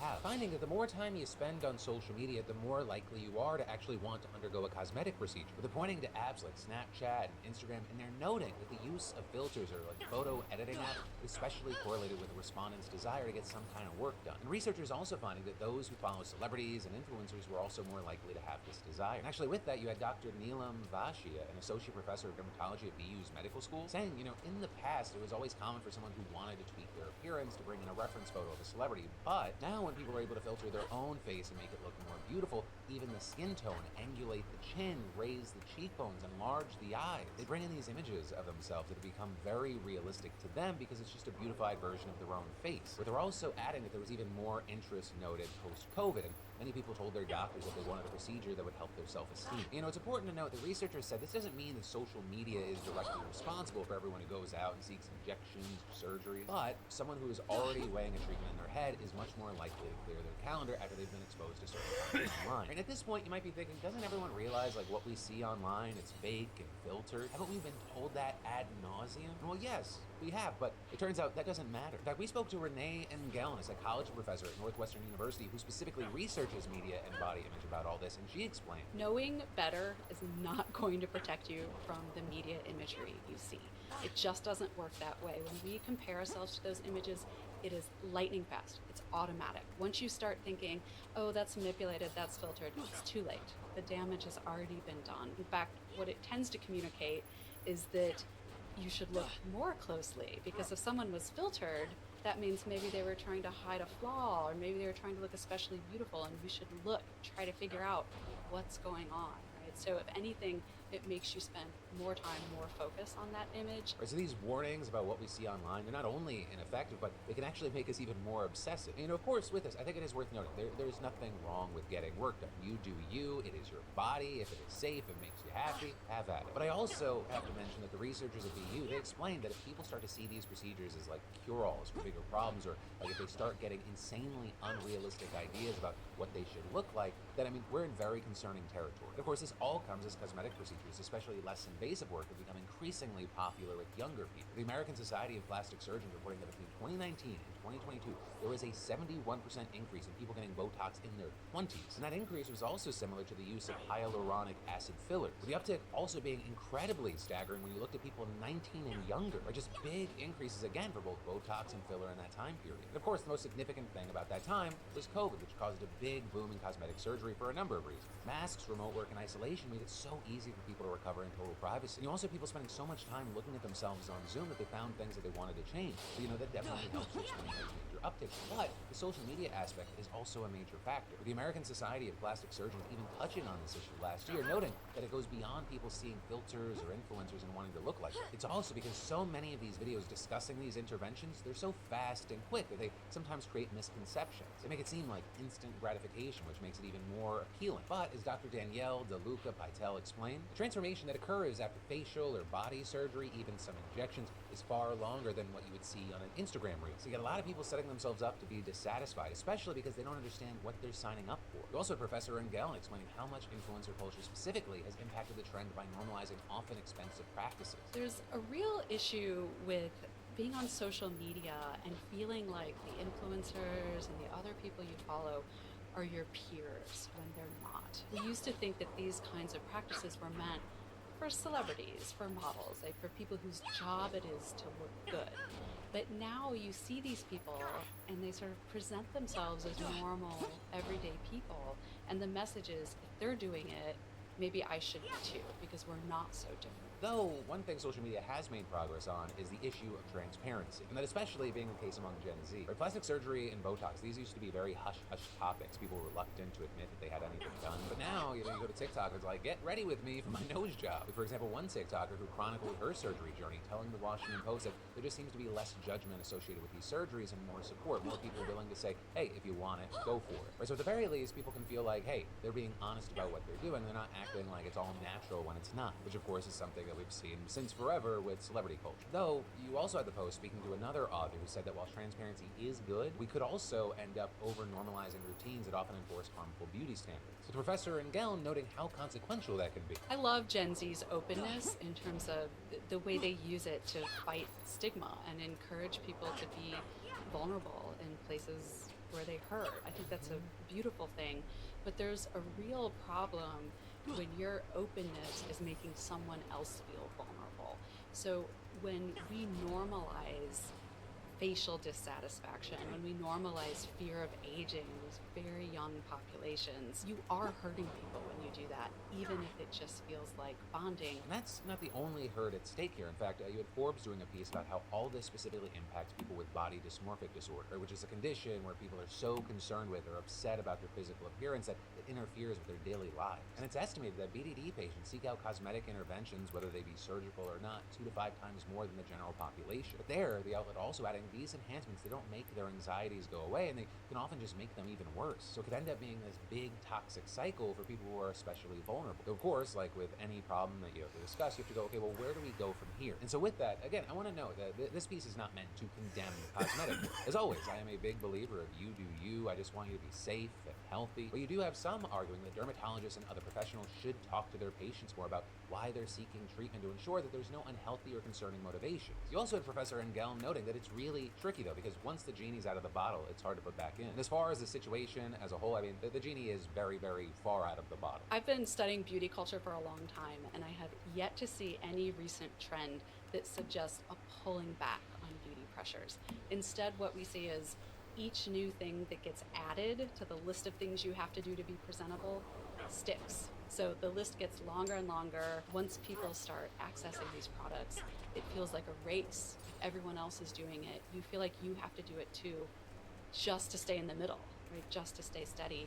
It's very hard to give that up. While that is certainly not an uplifting note to end on, it is at the very least a substantial dose of reality. And where I would really love to end this is I'd love to know your thoughts and experiences with this topic. But then to switch gears, we have 2 final things to do. The first is a congratulations, and the second is to talk about yesterday. So first, just a massive congratulations to Jimmy G, who just won our weekly $500 giveaway towards his choice of SeatGeek tickets. So Jimmy looking like he's gonna go see King Gizzard and Blizzard Wizard in a few months. For everyone else, that's right, SeatGeek and the Daily Dip are still giving away up to $1,000 in tickets, and you should definitely enter today if you haven't already. Just add code PDS to your SeatGeek app profile for a chance at the weekly $500 prize. No purchase necessary. And also, $1,000 prizes are available to Daily Dip subscribers who add code PDS newsletter, doubling entries and winnings. So get that. But then, regarding yesterday, let's talk about your comments. You know, there was no shortage of people just cracking up at the idea of there being AI bots out there that have been trained on the transcripts from our videos, calling them beautiful bastards. People saying, hey Siri, sup you beautiful bastard. Oh, that's gonna accidentally pause a lot of your guys' video, isn't it? There were also a lot of people pissed off about the Tenacious D situation. Like watcher thing saying, gosh, the it's just a joke crowd sure doesn't like jokes when it's at their expense. Ayanama saying conservatives, well, unlike you liberal snowflakes, I'm not so easily offended.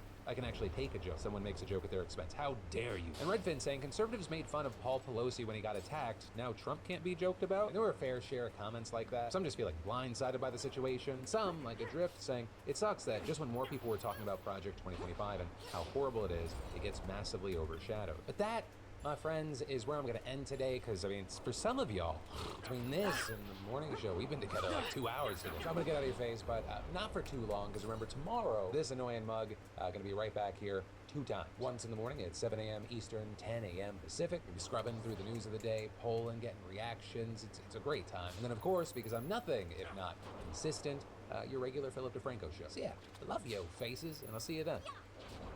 The Supreme Court decided that presidents are immune from almost all criminal prosecutions.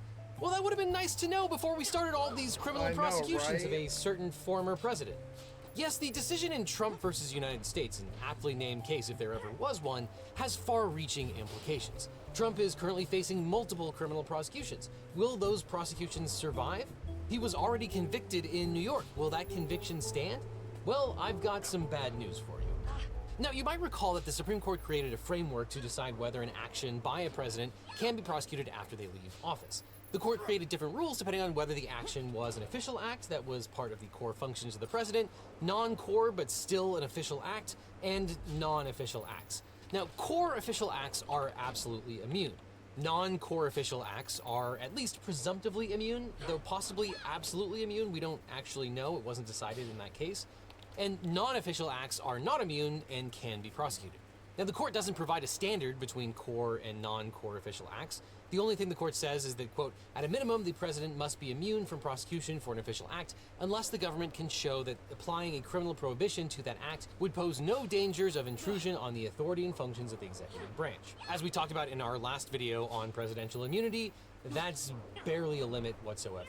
But in terms of distinguishing a president's official actions from his unofficial ones, the court says, quote, when the president acts pursuant to a constitutional and statutory authority, he takes official action to perform the functions of his office. The immunity we have recognized extends to the outer perimeter of the president's official responsibilities, covering actions so long as they are not manifestly or palpably beyond his authority. And as we talked about in our last video on presidential immunity, that too is barely a limit. But on top of that, even when you're prosecuting a president for criminal conduct that is not an official act, you're not even allowed to use evidence of official acts to show motive for a crime. It's a complete evidentiary bar. So lawyers and judges are going to need to try to apply that framework to the ongoing prosecutions and conviction. How will that all shake out? Well, it's extremely messy, if not entirely unworkable. But let's start with the New York case. Trump was convicted of 34 felony counts of creating false business records to conceal hush money payments. The sentencing was scheduled for July, but it's now been pushed back to September because Trump has moved to set aside the jury's verdict based on the Supreme Court's ruling. Judge Merchan said that he will rule by September 18th. And according to a letter by his lawyers to Judge Merchan, before trial, Trump objected to several pieces of evidence based on the presidential immunity doctrine. Disputed evidence includes a 2018 filing with the Office of Government Ethics, OGE, witness testimony regarding events in the Oval Office, social media posts during President Trump's first term, the OGE form from March 2018, and toll records reflecting calls involving President Trump while he was in office in 2017. Now, the OGE forms are public records, and during the pretrial process, Trump challenged the admissibility of the OGE forms, quote, because the OGE regulates executive branch personnel. President Trump's communications with the OGE during his first term were also official acts and therefore also inadmissible at trial. But Chief Justice Roberts explained in Trump versus U.S., quote, of course the prosecutor may point to the public record to show the fact that the president performed the official act. This was in response to Justice Barrett's concurring opinion where she pointed out that if you don't allow evidence of official acts, you basically make bribery and a whole bunch of other crimes completely impossible to prosecute. And many have pointed out that Justice Roberts saying that you can point to the public record actually conflicts with the bar on admission of official acts as evidence. So who knows what he actually meant by that in the majority opinion. These records disclose payment from Trump to Cohen, but completing the form was arguably an official act by a president that arguably Trump can't be charged for. But it's also a public record, and it's something that the court could take judicial notice of. Question mark? This is just the tip of the iceberg of how unworkable all of this is. But the conspiracy to pay hush money to Stormy Daniels to cover up an affair, which required falsifying business records, started before Trump was president. Most of Trump's acts happened before he was president, but not everything. So what about his conversations with Hope Hicks, Michael Cohen, and the Trump Organization officials that happened in the White House? Arguably, they aren't within the outer perimeter of a president's official duties, since those acts were all about following through on reimbursing Cohen for paying off Daniels before the election. Maybe? I mean, the case was about Trump falsifying Trump Organization business records. And the president's duties don't include acts maintaining a private business. But on the other hand, Trump was talking to his political advisors in the White House, and the Supreme Court did say that conversations with advisors are presumptively official. This is a mess. But it wouldn't be a great surprise if the appeals court eventually rules that this evidence is not off limits and could have been used. New York courts have already ruled on presidential immunity before the case went to trial. Trump tried to remove his case to federal court, but the federal court said that the hush money scheme was personal. Quote, hush money paid to an adult film star is not related to a president's official acts.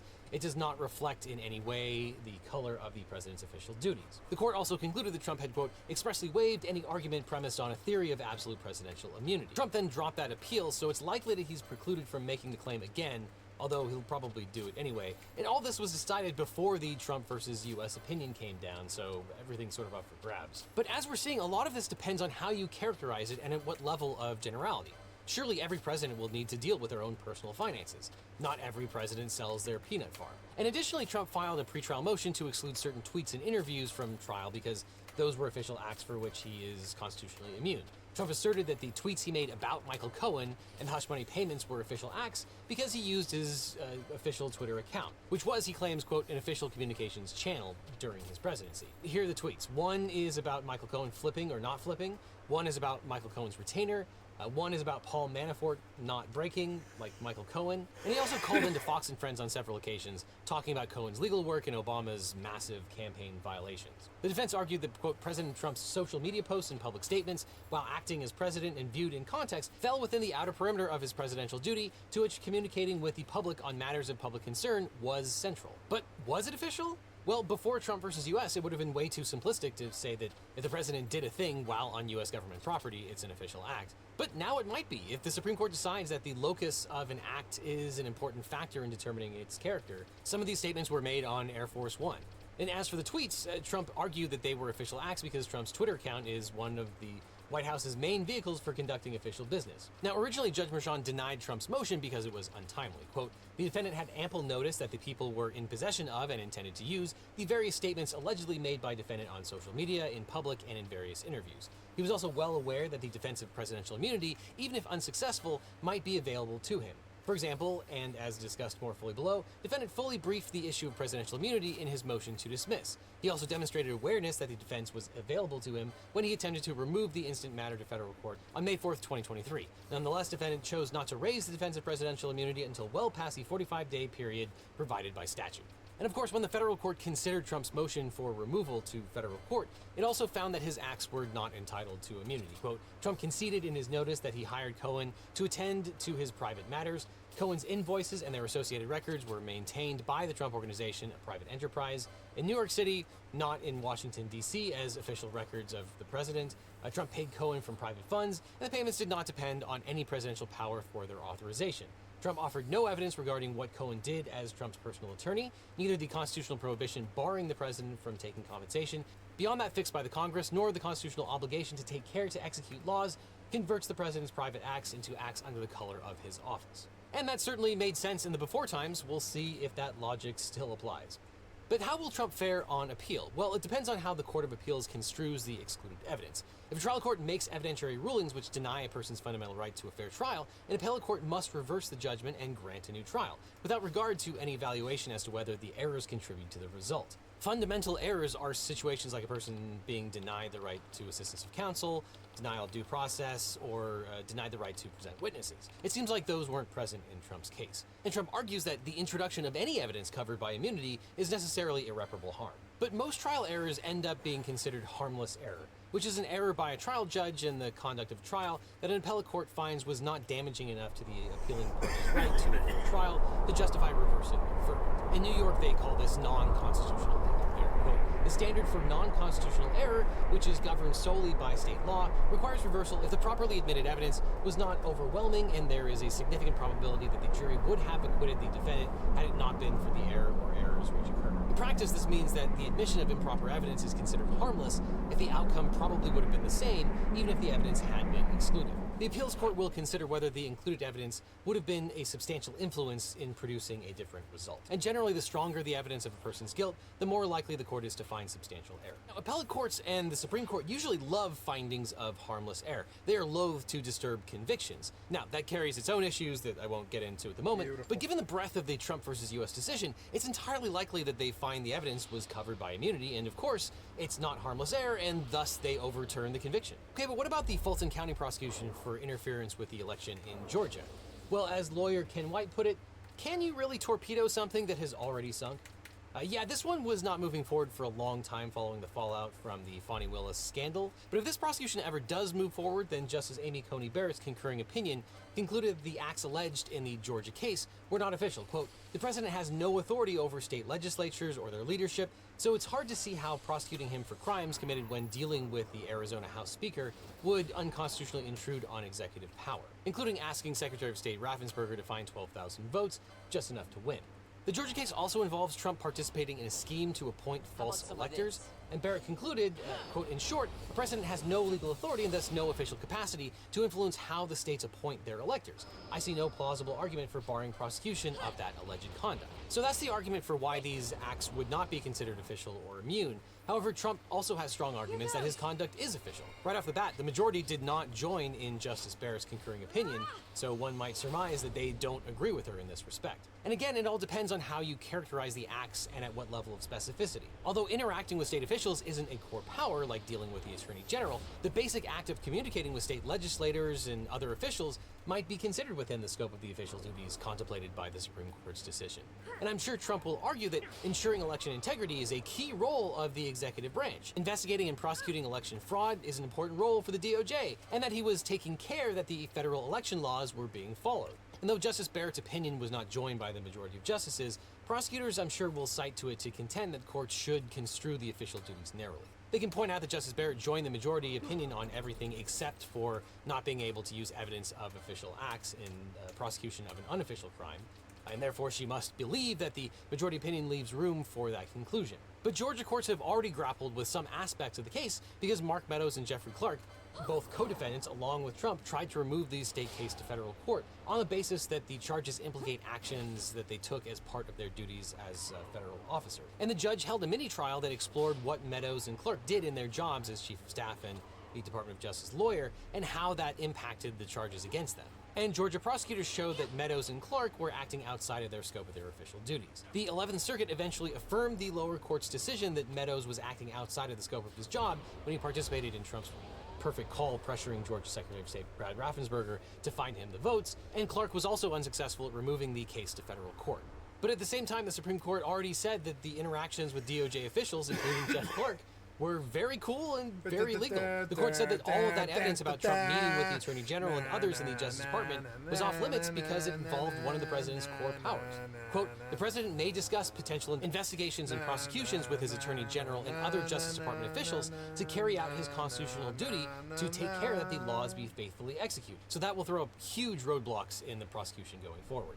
But the Georgia case is currently stayed while the defendants challenge the trial court's ruling that Fani Willis is allowed to remain on the case, and the Georgia Supreme Court will hear oral arguments on October 4th with a decision to come next spring, long after the election. Now, if you tried to overturn an election, you'd probably want a good lawyer, but if you want a great lawyer, my law firm, the Eagle Team, can help. If you've gotten in a car crash, suffered a data breach, especially if you got one of those notifications saying that your social security number was leaked and you're like, why do you even have my social security number? You shouldn't have it anymore. Or basically anything else, we can represent you or help find you the right attorney. Because it's so important to talk to a lawyer right away so you can maximize your chances of a good recovery. So just click on the link in the description or call the number that's on screen for a free consultation with my team. Because you don't just need a legal team, you need the legal team. So click on the link below. But what about the DC prosecution? Well, we already know what the Supreme Court had to say about aspects of the DC case, and it's not great news for Jack Smith. The majority opinion sorted the allegations about Trump into several categories. Actions involving the Justice Department, actions involving his advisors, actions involving the vice president, and actions involving his speech. In many cases, they said the acts were immune. So now Judge Chutkan needs to go through every allegation in the indictment and apply this framework of presidential immunity. It's currently not clear whether Judge Chutkan will need to hold evidentiary hearings or whether she can just make decisions as a matter of law looking only to the allegations in the indictment. But as I already mentioned, the Supreme Court said that the meetings and discussions with the Justice Department officials is completely off the table. And that's alarming because Trump was meeting with the Justice Department because he wanted them to make up a reason to declare the election null and void. He tried to use the DOJ to create a sham investigation and potentially sham prosecutions. But we can't talk about the president's motive with respect to the Department of Justice, and we can't even use the evidence of those discussions. Apparently, because Trump has the power to ensure that the laws are being faithfully executed, it doesn't matter that he wanted to use the power to overthrow the election results. The Supreme Court explicitly says that this is a core function and is off limits. And as I mentioned in the last video on presidential immunity, this is probably one of the reddest of red flags in the opinion because it gives Trump the okay to use the Justice Department to wage war on all of his critics, create sham investigations, and even have the DOJ falsify evidence against his rivals. And those actions cannot ever be challenged, or at least he can't be prosecuted for it. But what about his communications with Mike Pence? Well, the majority opinion acknowledges that the vice president's role in certifying the election is not an executive branch function, and the president plays no direct constitutional or statutory role in counting electoral votes. So one might conclude that Trump trying to coerce Mike Pence not to certify the election is also outside of his official acts.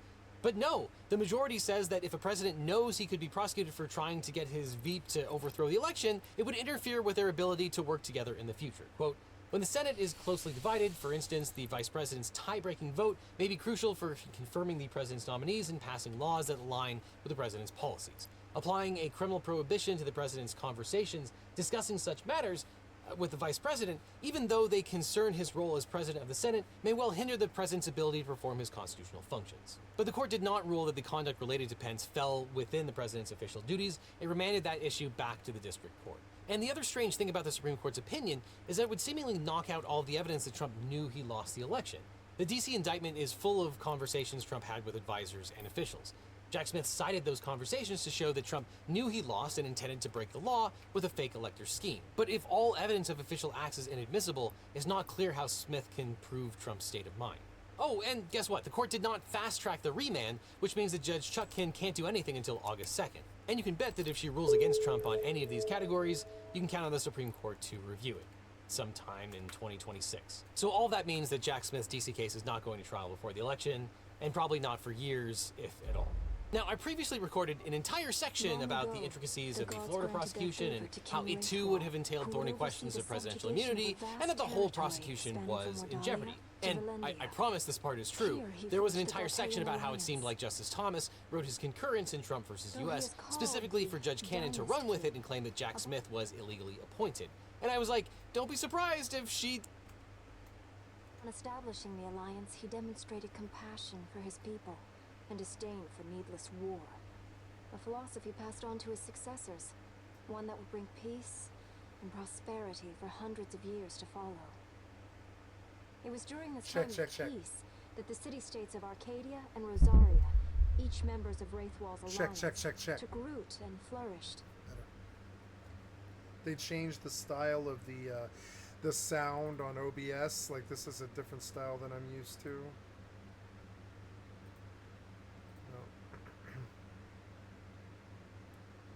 Yeah, sometimes I worry that the desktop audio is not high enough.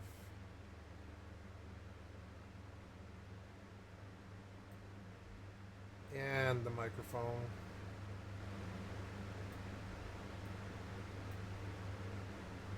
Gonna try 25-25 and just sit yellows because, yeah, like, it's fine. I've seen it.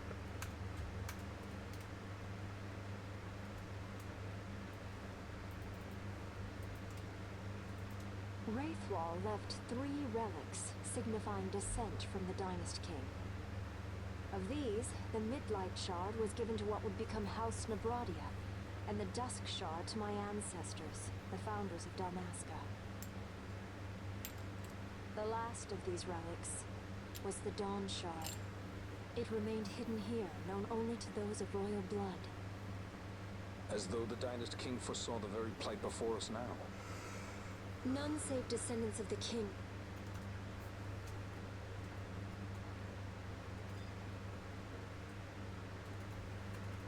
Gotta go see about Once Human.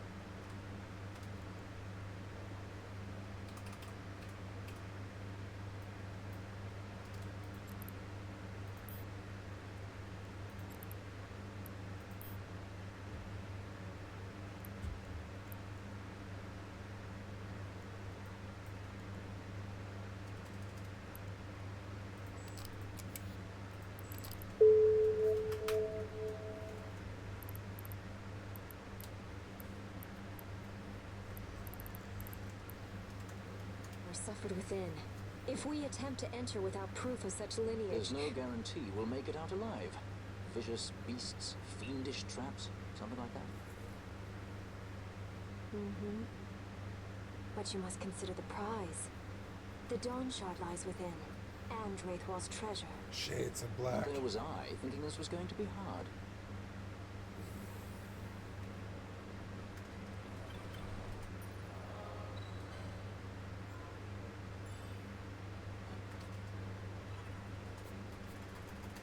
I shall master the desert before I master the Wraith Wall.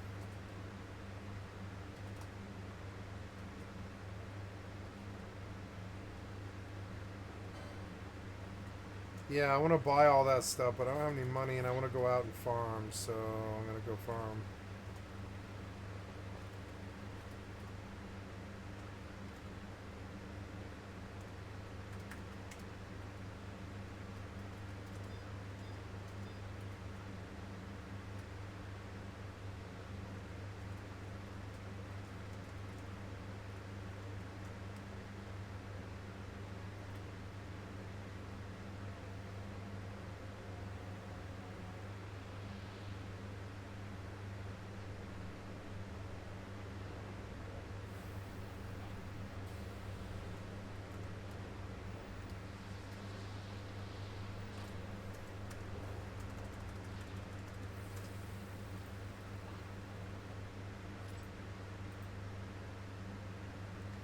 See, there is like a 2 gig patch, damn. I'm glad I relogged.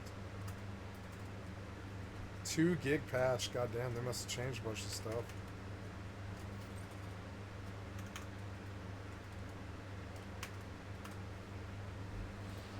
Nice.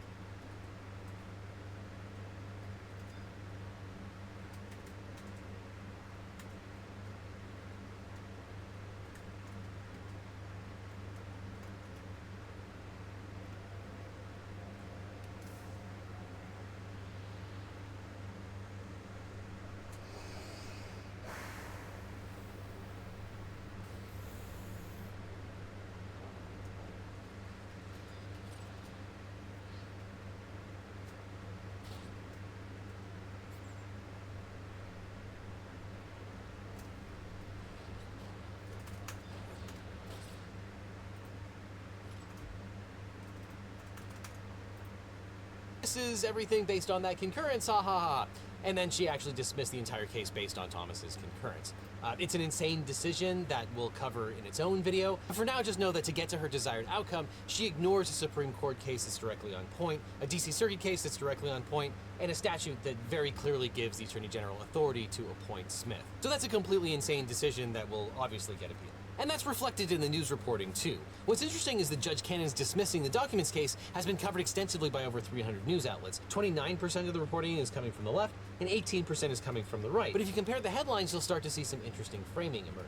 On the left, you have an outlet calling the decision stunning, and on the right, we sometimes see outlets bizarrely contextualizing the decision as coming hours after the Trump assassination attempt. So if you read the left-leaning sources first, you might think that Judge Cannon's decision was erroneous and the result of political bias. I can't imagine why, as with the Mother Jones headline. And if you read the right-leaning sources, you might see the prosecution as one element of an unfair, broader conspiracy to silence Trump. Now, this is all possible thanks to today's sponsor, Ground News, a website and app developed by a former NASA engineer on a mission to give readers an easy, data-driven, objective way to read the news. Ground News gathers related articles from around the world and across the political spectrum, so you can see the bias and compare coverage. Every story comes with a quick visual breakdown of the political bias, factuality, and ownership of the source's reporting, all backed by ratings from 3 independent news monitoring organizations. One of my favorite tools is their bias comparison feature, which highlights specific differences in reporting across the political spectrum. This can be especially helpful when reading stories from sources you've never heard of, which could be run by total nutjobs. And I also love their blind spot feature, which shows you stories that are underreported by either side of the political spectrum. It helps explain why we often talk past each other and why some people seem hyper-focused on what seems like nonsense, often because some random blog went viral among certain groups of people. And that's why Ground News is my favorite way to get the news. And as a legal eaglet, you can save 40% off of the Ground News Vantage subscription by clicking on the link that's on screen or down below. This subscription gives you unlimited access to every feature, including the Bias Insight tool and Blind Spot feed. And by subscribing, you'll support an independent news platform working to make the media landscape more transparent. So click on the link below. And after that, click on this link over here for more Legal Eagle, or I'll see you in court.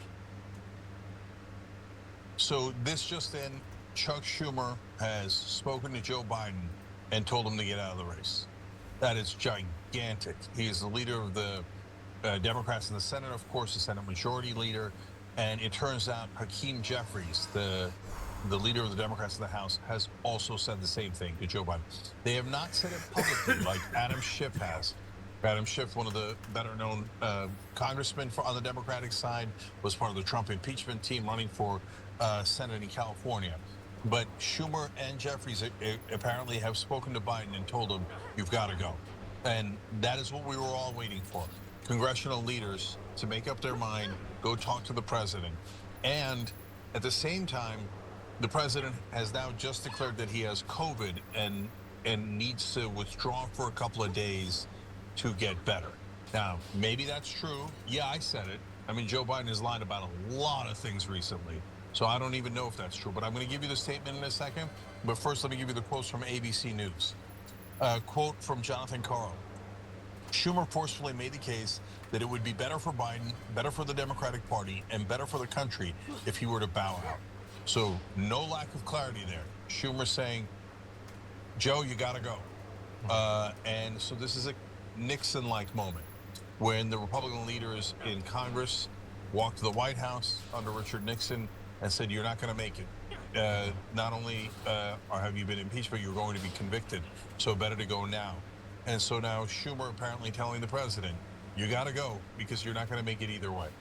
And so now there's been no denial from Schumer's team, which is another giant factor here.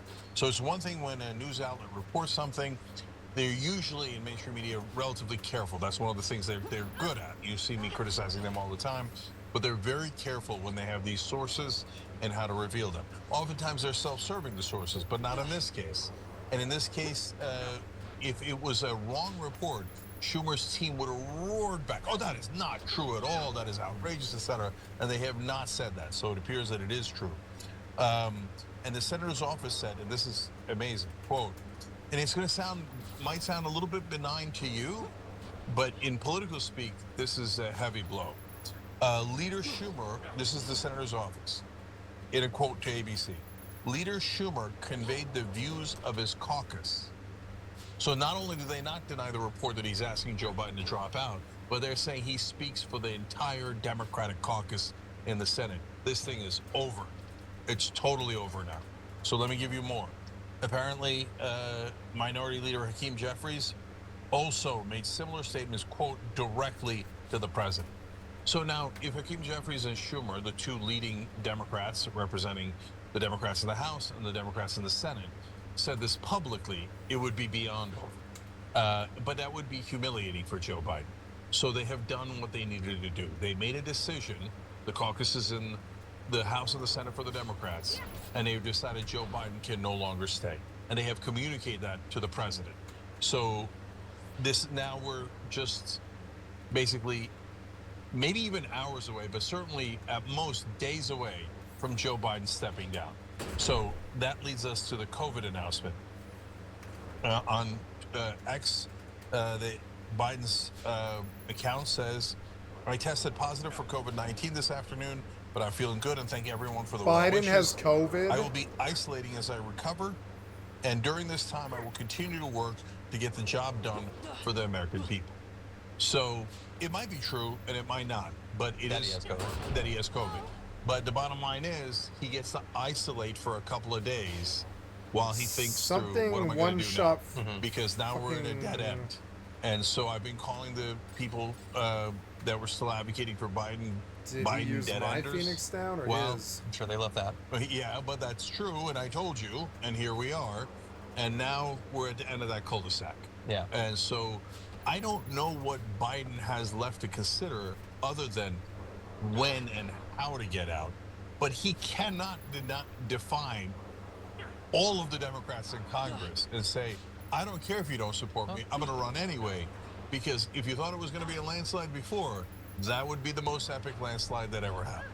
Yeah, I would only amend that to say I don't think he realistically could defy them, but if he just decides, I am an incredibly stubborn old guy, and how dare you make me look bad in public, so I'm just never going to leave, he could, in theory, do that. I do think the COVID announcement is really interesting. I assume that he has COVID. It would be convenient to say that you do so that you don't have to do any interviews and you have a few days to just let the story hopefully die down. But also, if you were to decide, I need the best possible way to get out that doesn't make me look like all of what I've been saying for the past few weeks is absolute nonsense and allows me to bow out gracefully, what if the COVID takes a turn for the worse? And I'm feeling really sick. There's no way that I can campaign in this condition. It's just a reminder to me that I'm not a young man, and so I'm going to bow down and let a younger, more vigorous and healthy candidate run or something. Like, it could potentially be used in that way. But anyway, I was going to ask you what percentage chance you think it's 98. No, it's not 98. Yeah, it's 100% he's going to drop out. 100%. I can't wait to see it. The only other thing I would add is I know that there's a percentage of the audience, and definitely my audience, that does not like anybody talking about him potentially dropping out. And I totally understand that. Totally understand. I would just say, the polling that I saw today indicated that regular Democrats, when you poll them, 2 out of 3 say he should step down. And so, we can disagree about that, and you can argue forcefully for why he should be the candidate, why things will turn around, and he can still get it done and all that. But I feel like those who've been encouraging him to step down have been made to feel radical in this.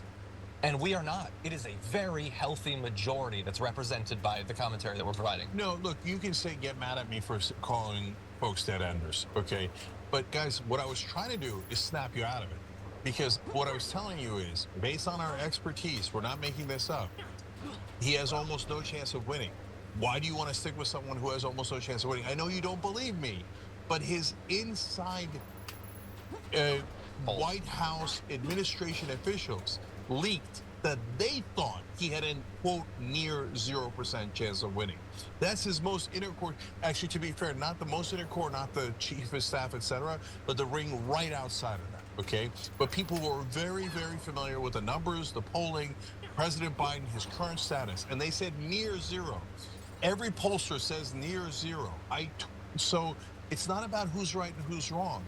If you say, hey, we should stick with Biden, no matter what, even if he loses, even if the chances are near 0, okay, everybody's got an opinion, okay? But that's just saying, I don't mind Trump winning. And at this point, now, Chuck Schumer and Hakeem Jeffries and their entire caucuses, all the senators and all the congressmen that are Democrats have said Joe Biden's got to go. Do you think they're all wrong? And these are all people, Pelosi and Obama, and these are all people who worshiped Joe Biden. Yeah. I didn't worship Joe Biden, but they did, and they're saying, no, it's over. You got to go, guys. You don't like. This means he is gone. It's not 98%. It's 100%. So I want you to get excited, not because Joe Biden's leaving. At this point, now that the die is cast, I'm happy to say, hey, President Biden, thank you for your service. And look, I don't think his record was anywhere near as good as other people think it is, but he got some bills passed. And the infrastructure bill has a lot of issues, but it does provide internet for a lot of people who didn't get it. It does have funding for highways, et cetera, et cetera. There's a semiconductor bill. I've had my issues with it, but it is an important industry. The COVID relief bill in the beginning was good. And most importantly, the climate change legislation was really important. Sure, yeah. And we appreciate that. So thank you for your service, President Biden. But now I need you to get excited about a new ticket. We're going to get a new ticket. It's over. The Democrats are going to have a vibrant, young ticket that is going to take on Donald Trump and instantly pick up about 10 points. We're back in the race. Before, it was no chance of beating Donald Trump. Now, depending on who they pick, they're instantly going to go from massive underdog to favorite. It's a favorite. The Democrats are going to be the favorites again. Yeah. The Democrats would be idiots. The Democrats would be idiots to not take the chance and bring in a young superstar to just slaughter Trump. They'd be an idiot, and you can make the argument that they've done so with Obama before, and Obama came out of left field and knocked it out of the park, and they can make the argument that they could, and it gives me hope. I hope that they get a young new hopeful, you know? I'm gonna turn my fan off. It's gonna get cold here.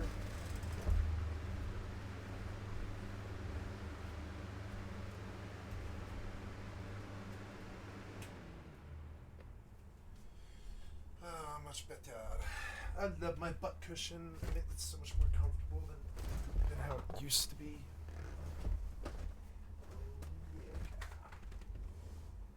So,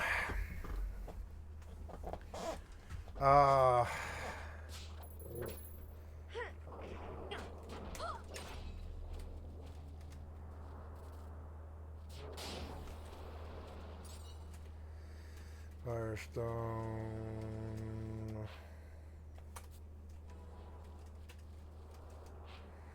Okay, did I do north? No, I didn't do north. Let's go see what's there. Ether.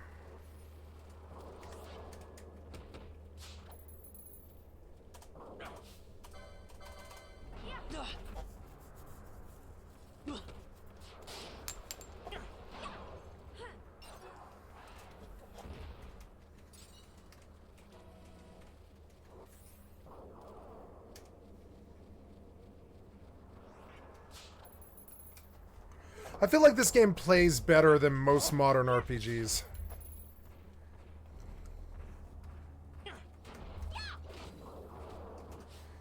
Yeah, this might be a good traveler situation here. He's gonna wreck the floor with them. Shuck, bitches, down you go. Bye. Yeah, I don't really want to fuck with you. Sorry. You want to swarm me like that? My friend will knock you down.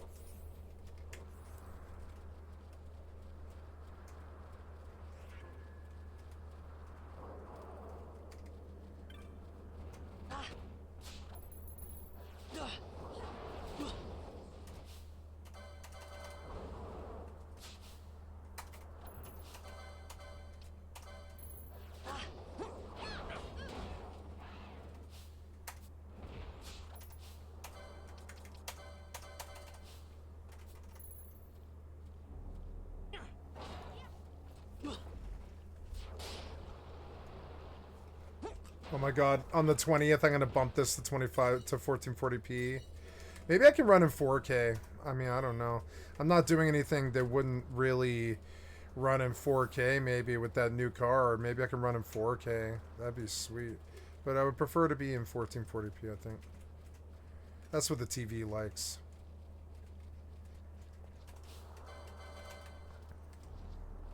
What is that thing? What is he? He's a wyvern. Okay, level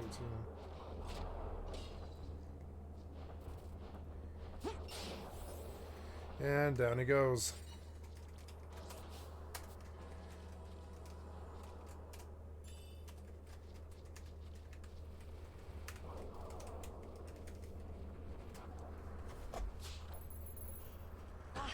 Alright, you.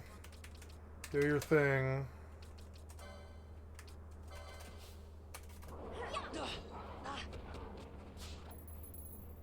Bye.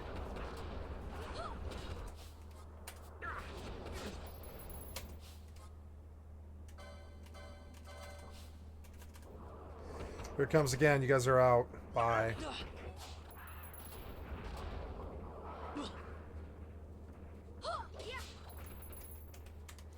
I love this game. It looks cooler the further in you get.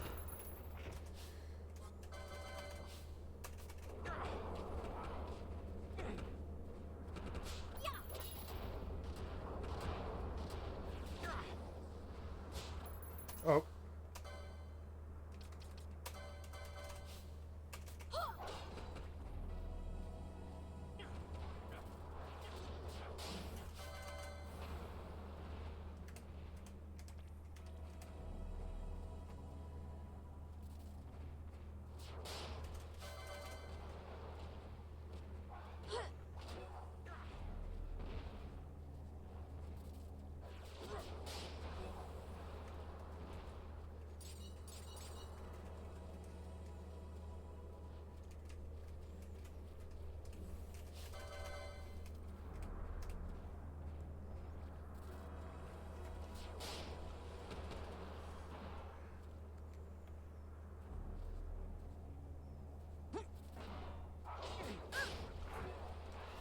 I love this fucking game.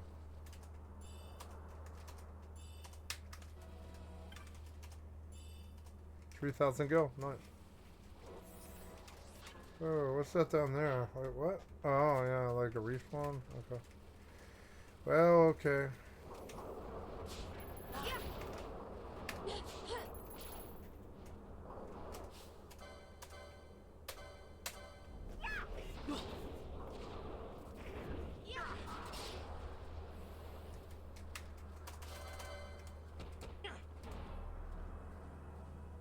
Hi.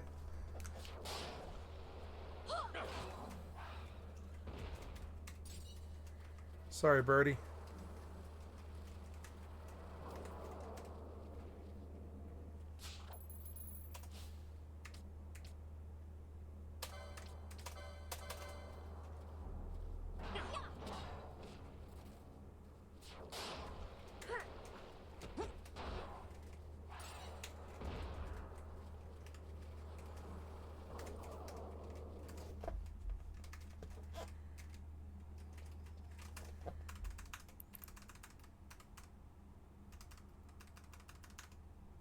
Oh, I'll continue successfully. Good.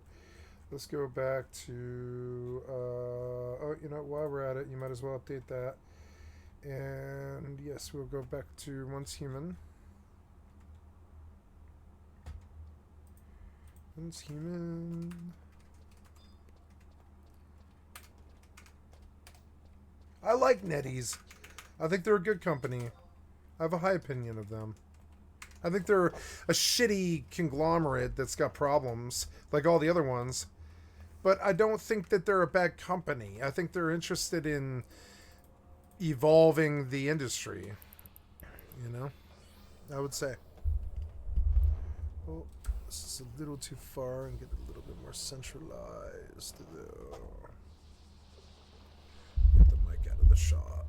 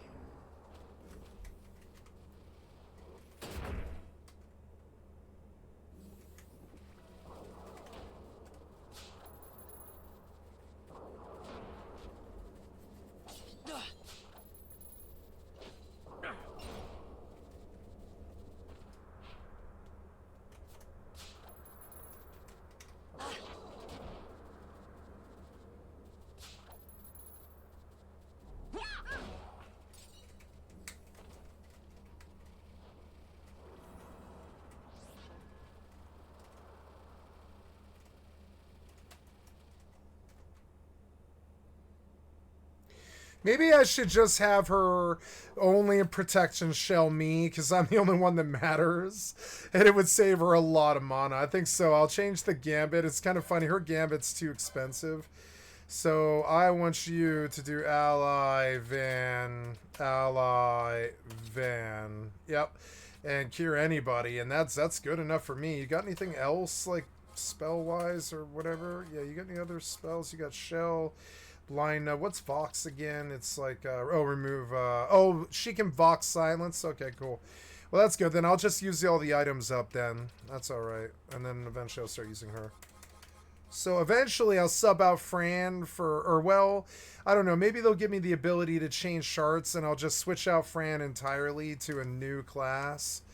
I don't know. I want to give her Vossler's class. And have her roll with us. I like Fran a lot. I think she's my favorite character, basically. But I don't know. I'm stuck with Van. I can't get rid of Van. So, like, it's really like I don't know. When I lose Vossler, I'll have to switch out Fran for Balthier so he can tank for us.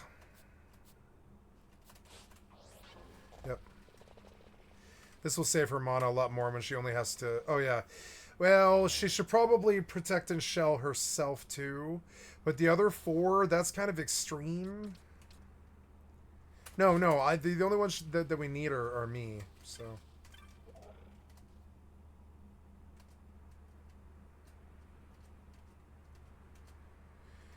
Okay, no, I want to sell anything that I have. Try to make some money. I don't think I really did on this run, but that's alright. I was hoping that the small feathers might add up, but no, not really.